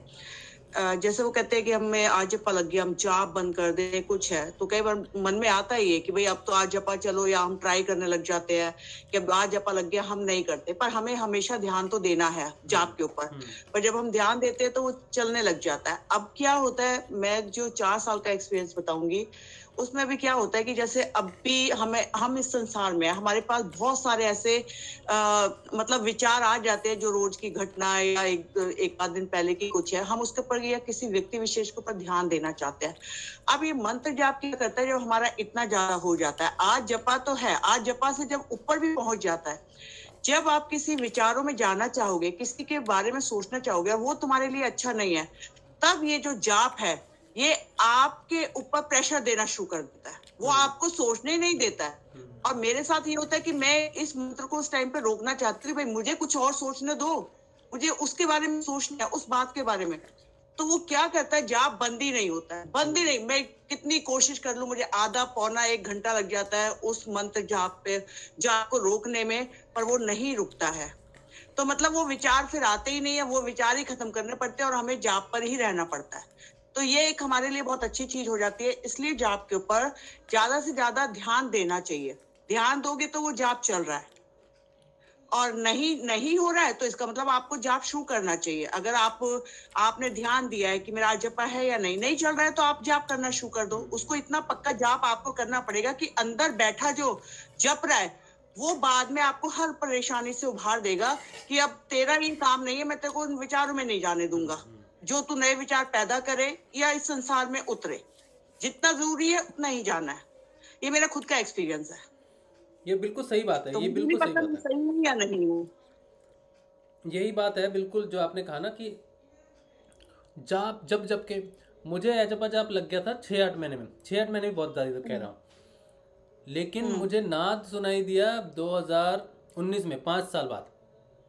और जब मुझे एजपा जाप लग गया था, जो 2017 में जब मेरी साधना वापस एजपा जाप से ही शुरू हुई, तो मुझे तो पता नहीं था एजपा जाप लग गया तो चापने। तो 2017 से लेकर जब तक नाद शुरू नहीं हुआ तब तक मैं जपता रहा। मुझे इस चीज़ का फर्क ही नहीं पड़ता था कि वो इतना मैंने 5 साल जपा है जाप। मुझे इस चीज़ की मैंने परवाह ही छोड़ दी कि एजपा जाप है या नहीं है, या मेरे अंदर कोई जप रहा है कि नहीं जप रहा है, इस बात की टेंशन नहीं थी। इतना जपा है मैंने नाम। लेकिन जब नाद प्रस्तुत हुआ ना, तब कोई नई घटना घटी, तब मुझे लगा कि हाँ साधना में नाद आ गया, प्रस्तुत हो गया, तो अब मैं नाद को सुनता हूँ। क्योंकि गुरुदेव ने कहा है कि जब नाद सुनना शुरू हो जाए तो नाद को सुनो, तो उनका आदेश है, तो नाद को सुना। अब वो 5 साल क्योंकि नाम जपा है, सघन जाप किया हुआ है, तो एजपा जाप ऑलरेडी प्रस्तुत है। तो मैंने कभी ये नहीं सोचा कि मुझे एजपा जाप लगा है कि नहीं लगा। नाद प्रस्तुत हो गया तो मुझे नाद को सुनना है, और नाद नहीं सुनाई दे रहा तो मैं क्या करूँ, तो मुझे नाम जपना है। लेकिन मेरी जो स्थिति उस समय थी वो एजपा जाप मुझे इस बात की सोच भी नहीं आने देता कि मैं नाम जपूँ। मैंने चलना शुरू किया तो वो प्रस्तुत हो गया, मैं बस में बैठा जहाँ पे नाद नहीं सुन सकता वो प्रस्तुत हो गया। तो मेरे लिए वो दुविधा हमेशा खत्म रही कि मुझे जाप जपना है कि नहीं जपना, क्योंकि वो एजपा जाप प्रस्तुत हो जाता है अपने आप, आपको छोड़ने की जरूरत पड़ती नहीं, वो कभी छूटता ही नहीं, छूटता ही नहीं है, वो आ जाएगा। कोई आपको डर लगेगा, आप किसी गलत बात पे, कोई ग्रुपिज्म में, कोई ऑफिस में कोई कह रहा है यार ऐसे करेंगे यार तू मेरे लिए बोल देना, वो बात करते ही एजपा जाप प्रस्तुत हो जाता है, अंदर वो चलने लग जाएगा। तो एजपा जाप बड़ी प्यारी सी चीज़ है। अगर आपको ऐसा नहीं महसूस होता, जैसा कविता बहन ने कहा है कि अगर ऐसी स्थिति नहीं प्रकट हुई है कि वो ज़बरदस्ती आ जाए और जाए ना, तो और सघन जाप करो, बिल्कुल सघन जाप करो कि वो ऐसा दृढ़ हो जाए। ये बहुत सही है। और एक चीज मैं बोलूंगी, एक दो चीजें मैं शेयर कर लेती हूँ अगर टाइम है तो, वरना कोई और ग्रुप है। टाइम की कोई लिमिट नहीं है, अभी टाइम ओपन है। एक चीज और, जो मतलब 2-2.5 महीने से ऐसा हो रहा है कि मेरे जो रोम है, मतलब बॉडी का कोई भी एक रोम छिद्र ऐसा नहीं होगा जिसमें एनर्जी नहीं है, एनर्जी ना हो। वो एनर्जी इतनी ज्यादा रहती है, सोते हुए भी रहती है, कि मुझे 1.5-2 घंटे में उठना पड़ता है। इतनी ज्यादा एनर्जी है, मुझे कोई प्रॉब्लम नहीं है उससे, कोई भी परेशानी नहीं है, मतलब उसमें इतना आनंद आ रहा होता है, पर मेरा ध्यान उस एनर्जी पे इतना ज्यादा है कि मुझे उठना पड़ता है। रात को भी मुझे उठना पड़ता है उस एनर्जी को खत्म। सोते हुए ज्यादा एनर्जी आती है, दिन में फिर भी घूमते फिरते रहो, लेके तो वो एनर्जी इतनी बढ़ जाती है, मूलाधार चक्र से नीचे की और ऊपर की ओर बढ़ने लग जाती है, और बॉडी वाइब्रेट होनी शुरू हो जाती है। फिर मुझे लगता है कि अब मेरे को उठ जाना चाहिए, या कुछ भी है, मुंह धो लो या कुछ भी कर लो, और वही मतलब 2:30-3 बजे का रूटीन बना हुआ है उठने का। पर ये एनर्जी इतनी ज्यादा है कि मुझे अभी तक किसी गुरु भाई या कहीं से सुनने को नहीं आया, इसलिए अगर किसी को ये एक्सपीरियंस हो, कितनी रोम में मतलब जैसे करंट सा दौड़ता है ना बॉडी में, वो चीज दौड़ रही है। और एक दिन ऐसा हुआ कि पीछे 2 हफ्ते हुए होंगे, मेरी बॉडी कम से कम 1 फुट ऊपर उछल के नीचे आ गई। अच्छा, ध्यान में ना ऐसे ही, मतलब सोते हुए नहीं, पूरे होश आवास में। अच्छा, सोते हुए नहीं है। अच्छा, जाप जप रही हूँ, जाप चल रहा है अंदर ही अंदर, जो भी मतलब हो रहा है या कुछ है, और अचानक से मतलब बॉडी एकदम से ऊपर, क्योंकि वो करंट इतना ज्यादा, शायद एनर्जी बढ़ गई, कि वो एकदम ऊपर उठ रही है और फिर नीचे आ गई। मैं खुद इतना हैरान थी कि छोटे मोटे झटके तो मुझे लग रहे थे काफी टाइम से, पर ये जो झटका था ये बहुत ही मतलब कैसे कहूँ कि पहली बार इतना कि इतनी ऊंची बॉडी उठकर एकदम से नीचे आ जाएगी। ये एक थोड़ा सा मेरा ऐसा हुआ था एक बार कि जमीन से संपर्क टूट गया था, इतना जोर का झटका था मुझे वो, कि जो मैं लेटा हुआ था ना, तो वो संपर्क टूट गया था, इतना ऐसा झटका लगा था मुझे। लेकिन उस समय मैं लेटा हुआ था, ये एनर्जी की वजह से ही होता है, एनर्जी बॉडी की वजह से, बिल्कुल। और पूरा लेटा हुआ बॉडी को पूरा हवा में झटका देना, तो मैं बड़ा हैरान हो गया था। मैंने कहा इतना बड़ा झटका कैसे हो सकता है? तो वो ऊर्जा ही है, पहली बात तो ये। और आपको बैठे बैठे ध्यान में लगा तो उस समय भी आपको ऊर्जा ही महसूस हुई है। बस ये है कि अब आपको मैं लेटी हुई थी, ब्रह्म मुहूर्त मॉर्निंग का टाइम था, जो मतलब गुरुदेव उठा देते, मैंने कहा चलो मंत्र जाप करती हूँ, अभी नहीं वो बॉडी मतलब इतना उछल गई, और मतलब ऐसी चीजें हो रही हैं कि मतलब कुछ चीजें तो बताने लायक नहीं, क्योंकि बिलीव करने लायक है, मतलब कोई उसको बिलीव नहीं करेगा, इसलिए उन बातों को तो छोड़ देने वो है कि जहाँ तक बेकार होगा। जहाँ तक हमारा विज्ञान समझा सकता है या समझ सकते हैं वहां तक तो ठीक है फिर विज्ञान फेल हो जाएगा, समझा नहीं पाएगा। उसके आगे तो शायद गुरुदेव भी ये बोल दे कि भाई तू बता मत, क्योंकि लोग पागल कहेंगे या कहेंगे कि ये चमत्कारों की बातें कर रही है, तो उन चीजों को तो शायद इसीलिए अभी जो चीजें हो रही हैं उनको एक्सप्लेन करना बहुत ज्यादा मुश्किल है, और लोगों के लिए समझना भी शायद मुश्किल हो जाए, क्योंकि हम ही पागल कहलाएंगे। हाँ बिल्कुल सही बात कही। जैसे गुरुदेव को कहते थे, तो हम भी उन्हीं में से पागल होते जा रहे हैं कुछ लोग। हाँ बिल्कुल बिल्कुल, एक लेवल तक आप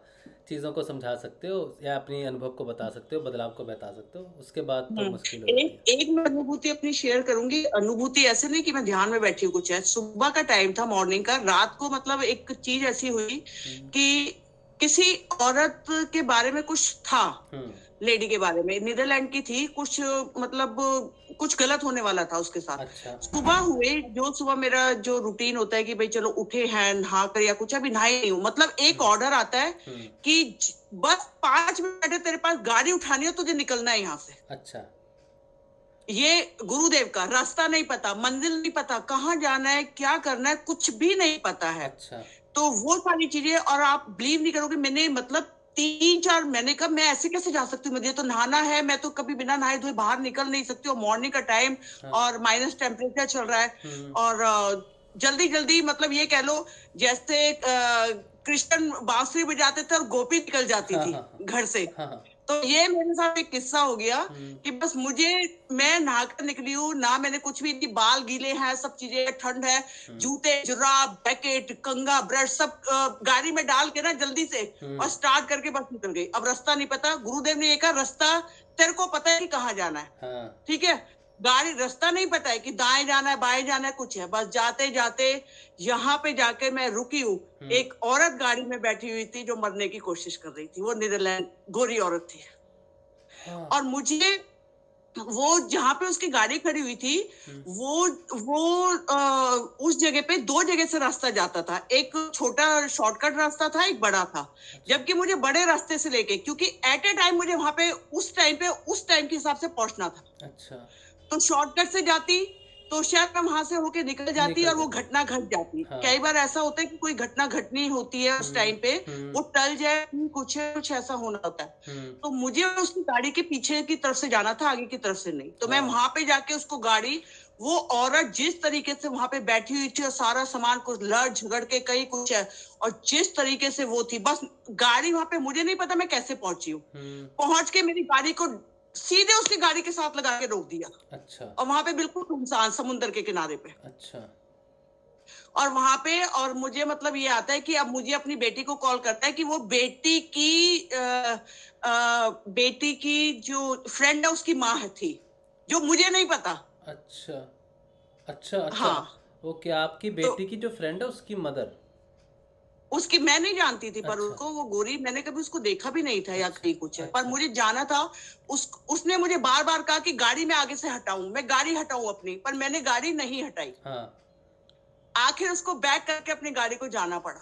मुझे ये नहीं पता था, ये मेरा भ्रम था। मैंने कहा गुरुदेव क्यों भ्रम में डाल रहे हो, क्या ये किस्सा की निकाला यहाँ तक पहुंचाया, क्या कुछ है, मुझे नहीं पता। पर ये मतलब पता नहीं क्या चीज हुई है उस दिन, मुझे नहीं पता। बस मैं एक एक्सपीरियंस, मैं मतलब एक चीज बता रही हूँ, अनुभव कि ऐसा हुआ कि बस मुझे ऑर्डर, बस निकलना था, निकल जल्दी जल्दी में, जो कभी दिमाग से सोचा नहीं, कुछ नहीं है। तो ऐसी घटना भी घटी। हाँ, तो हो सकता है उसका कोई मतलब एंजल्स होते हैं ना जो प्रेरित करते हैं, वो है तो एक ही परम सत्ता, ठीक है, वो किस रूप में उसको पूज रही है, किस रूप में उस पर विश्वास करती है, और अपनी भौतिक समस्याओं के कारण आके वो करना जा रही है, लेकिन वो जिसको पूजती है, जिसमें विश्वास रखती है, उसका तो फर्ज है कि उसको उसकी रक्षा करे। तो वो तो एक ही है। रिसेंटली मुझे किसी ने पूछा गुरु भाई ने कि जीसस और गुरुदेव कैसे एक हो सकते हैं, कैसे है, तो मैंने अपनी तरफ से दिया। लेकिन आपकी ये बात अगर सुनी जाए तो ये समझा जाए तो देखो, वहाँ पर भी अगर गुरुदेव किसी की रक्षा करते हैं तो वो अगर वो जीसस को मानती है, वो तो नहीं मानती होगी हिंदू गुरु को तो मानती है, वो तो जीसस को ही मानती होगी वहां पर, या किसी को भी मानती है। तो वो अगर गुरुदेव के माध्यम से होता है तो समझ लो कि एक ही है, एक ही सत्ता को माना जा रहा है सब जगह पे। बिल्कुल, वो एनर्जी तो एक ही है ना, पूरे ब्रह्मांड में एनर्जियां सब सेम है। ये तो हम लोग बांट सकते हैं इन सब चीजों को, भेदभाव कर सकते हैं, वरना एनर्जी तो एक ही काम करती है। बिल्कुल एक ही ऊर्जा है, एक ही ऊर्जा। और एक जो आपका ये जो एक प्रश्न एक था अनुभव, जिसपे आप कह रहे थे कि नींद जो है, नींद के विषय में मैं थोड़ा सा बात करता हूँ। जो हाँ ठीक है, आप जय गुरुदेव। जब हम, हाँ जय गुरुदेव, जब हम सोते हैं तो एक तरह से हम जब सोते हैं तो हम रिचार्ज कहाँ से होते हैं? जब सोने के बाद हमें पूरी तरह से, हम सुबह उठते हैं तो आज बहुत अच्छी नींद आई भाई, पूरा दर्द वर्द चला गया। तो ये सोने से दर्द क्यों चला गया? उस समय जिस समय हम सोते हैं उस समय कुछ समय के लिए, समझो कि मेरी गाड़ी में पेट्रोल ख़त्म हो गया, ठीक है, और मैं सो रहा हूँ और पेट्रोल पंप यहाँ से 5 किलोमीटर दूर है। तो मैं 5 किलोमीटर गया, मुझे 5 मिनट लगे, फिर मैंने वहाँ से 2 मिनट में वो पेट्रोल लिया और फिर मैं 5 मिनट में वापस आया। तो कितने मिनट हो गए? 12 मिनट हो गए। तो 12 मिनट में 2 मिनट मैंने अपनी रिचार्ज बैटरी या जो भी किया था वहाँ रिचार्ज किया, जो भी किया, और वापस अपनी स्थिति में आया रिचार्ज करके। तो जाने आने में एक समय लगा और रिचार्ज करने में सिर्फ थोड़ा ही समय लगा।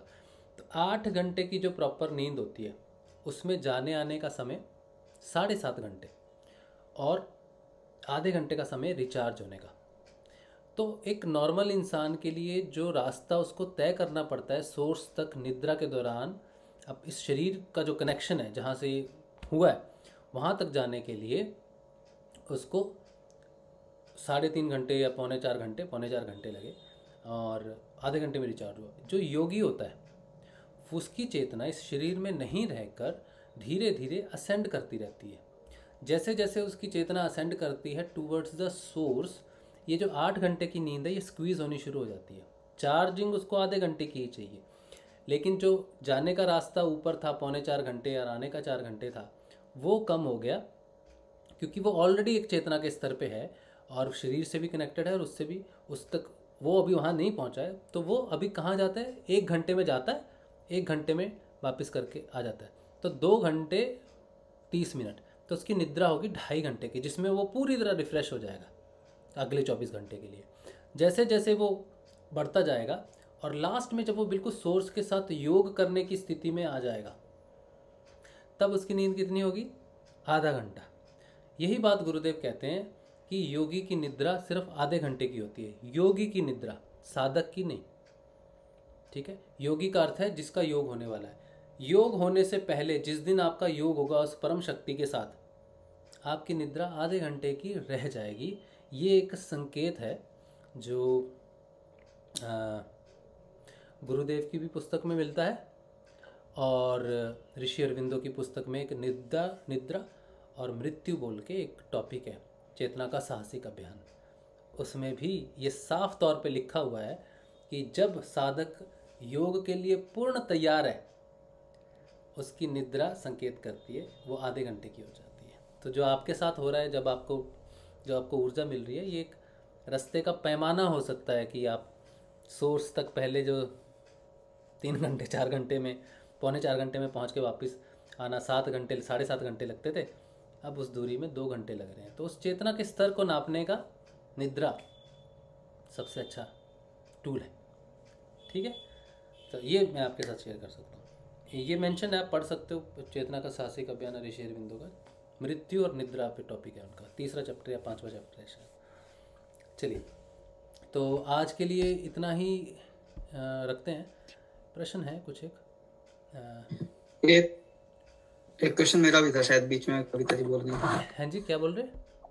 एक क्वेश्चन मेरा भी था। अच्छा। मेरा एक फ्रेंड है शिकागो में, उसको मैंने ये बताया था कि गुरुदेव से योग कराओ, चलो करो। तो उन्होंने जब शुरू में किया तो उसको समहाउ मिसकम्युनिकेशन ये हो गया कि केवल मेडिटेशन करना है, योग करना है, केवल जो हम लोग 15-15 मिनट मॉर्निंग इवनिंग करना है वो करना है। तो वो कर रहा था। उसके बाद उसको एक दिन क्या हुआ, एंजाइटी अटैक आया और बीपी भी उसका शूट अप हो गया। एक बार फिर से बताओ, एक सेकंड फिर से बताओ, क्या बोल रहे? हाँ, तो मैं ये बता रहा था कि मैंने अपने फ्रेंड को इस योग के बारे में बताया बताने के बाद क्या हुआ कि उसको कुछ कंफ्यूजन ऐसा हो गया कि केवल हमें मेडिटेशन करना है 15 मिनट का। अच्छा। तो वो मॉर्निंग इवनिंग या एक टाइम मॉर्निंग में या किसी टाइम पे वो करता था, केवल 15 मिनट का ही मेडिटेशन करता था। अच्छा। और पहले दिन से ही जब वो बैठा था उसको अचानक से ऐसा लगा कि आसपास से कुछ चीज ऊपर उठ रही है। अच्छा। उसको महसूस हुआ। तो जब भी वो मेडिटेशन करता था या तो उसको अपने बैकबोन पे कुछ चलता हुआ नजर आता था, कुछ ना कुछ फील होता था उसको। बट कुछ टाइम बाद उसको क्या हुआ कि बीपी बढ़ने लगा और एक एंजाइटी अटैक करके, मतलब बहुत ज्यादा परेशान हो जाते हैं ना हम लोग की, घबराहट जो होती है, शायद उस तरह का कुछ हुआ। उसको फिर जाना पड़ा इमरजेंसी में। तो मैंने उससे पूछा चलो कर कैसे रहा था। उसने बताया कि मैं केवल 15 मिनट और ऐसे ऐसे करता था। मैंने कहा कि नहीं यार, जाप तो करना होता है। तो लगातार उसने बोला ठीक है जाप कर लेता हूँ, अभी मेडिटेशन नहीं करूंगा। तो उसने 2 दिन जाप किया। तो जैसे वो लेटे लेटे भी अगर जाप कर रहा है तो उसको अपनी कमर पे वो कुछ रेंगता हुआ महसूस हो रहा है, लेकिन उससे भी उसको बीपी बढ़ रहा है। तो ऐसा कुछ हुआ है क्या किसी साधक के साथ कि बीपी बढ़ता है तो उसने कुछ छोड़ दिया, अभी बीपी बढ़ जाता है उसको? गुरुदेव की तस्वीर है उसके घर में? तस्वीर भी हाँ मैंने भेजा हुआ है। तो घर अगर वैसे तो फोन से शायद करता हुआ, तस्वीर होनी चाहिए, वैसे पूछ लूंगा मैं अगर नहीं है तो। बट उसको मैंने भेजा था, उसने प्रिंट आउट निकाला होगा डेफिनेटली, क्योंकि उसने बोला था कि तस्वीर भेज दे और मैं प्रिंट निकालूंगा। तो आई थिंक निकाला होगा उसने। आप उनको 2-3 चीज़ें कहना। पहली ये तो गुरुदेव की तस्वीर के सामने बैठ के ही आपको ध्यान करना है। ध्यान के समय सिर्फ गुरुदेव की तस्वीर और गुरुदेव का ध्यान करना है। हो सकता है कि वो किस रिलीजन से है? वो अपने है, मतलब अपने हिंदू धर्म से। इंडियन है। हाँ। तो उसको फिर भी बोल देना कि जब ध्यान करते हो तो कौन से भगवान को देखते हो, क्या करते हो, ठीक है? तो उनको कहना कि गुरुदेव का ही ध्यान करना है और गुरुदेव की तस्वीर के सामने बैठ के करना है, ठीक है? और 15 मिनट ध्यान करो और नाम जब सब समय करो। तो उनके एक बार ये अटेंशन, समर्पण वाली चीज़ पे एक बार ध्यान दे देना कि वो गुरुदेव का सिर्फ मंत्र ही ले लिया और कर रहे हैं या गुरुदेव की तरफ भी झुकाव है उनका। एक बार ये चेक कर लेना, ठीक है? कब से जुड़े हैं वो? मुझे लगता है 2-2.5 महीना हो गया होगा उसको, 2 महीना लगभग हो गया। तो पहले तो केवल वो मेडिटेशन कर रहा था, बट अभी जब मैंने उसको बोला कि तो मेडिटेशन मत कर अगर तुझे लग रहा है प्रॉब्लम है, तो तू उसने छोड़ दिया था इनफैक्ट। तो मैंने कहा कि ठीक है वो मत कर, लेकिन जाप कर। तो जो उसने जाप भी स्टार्ट किया लगातार, तो जाप से जो है उसको वही चीज हुई। अच्छा, आप देखो एक बार समर्पण चेक करो एक बार, हाँ, किसका ध्यान कर रहा है। ठीक है, चेक कर लूँगा। ठीक है। अच्छा, 2-3 क्वेश्चन है, फटाफट ले लेते हैं हम लोग। निशित शर्मा कह रहे हैं अगर योगी क्रिया होती है तो कुंडलिनी जागृत होती है क्या?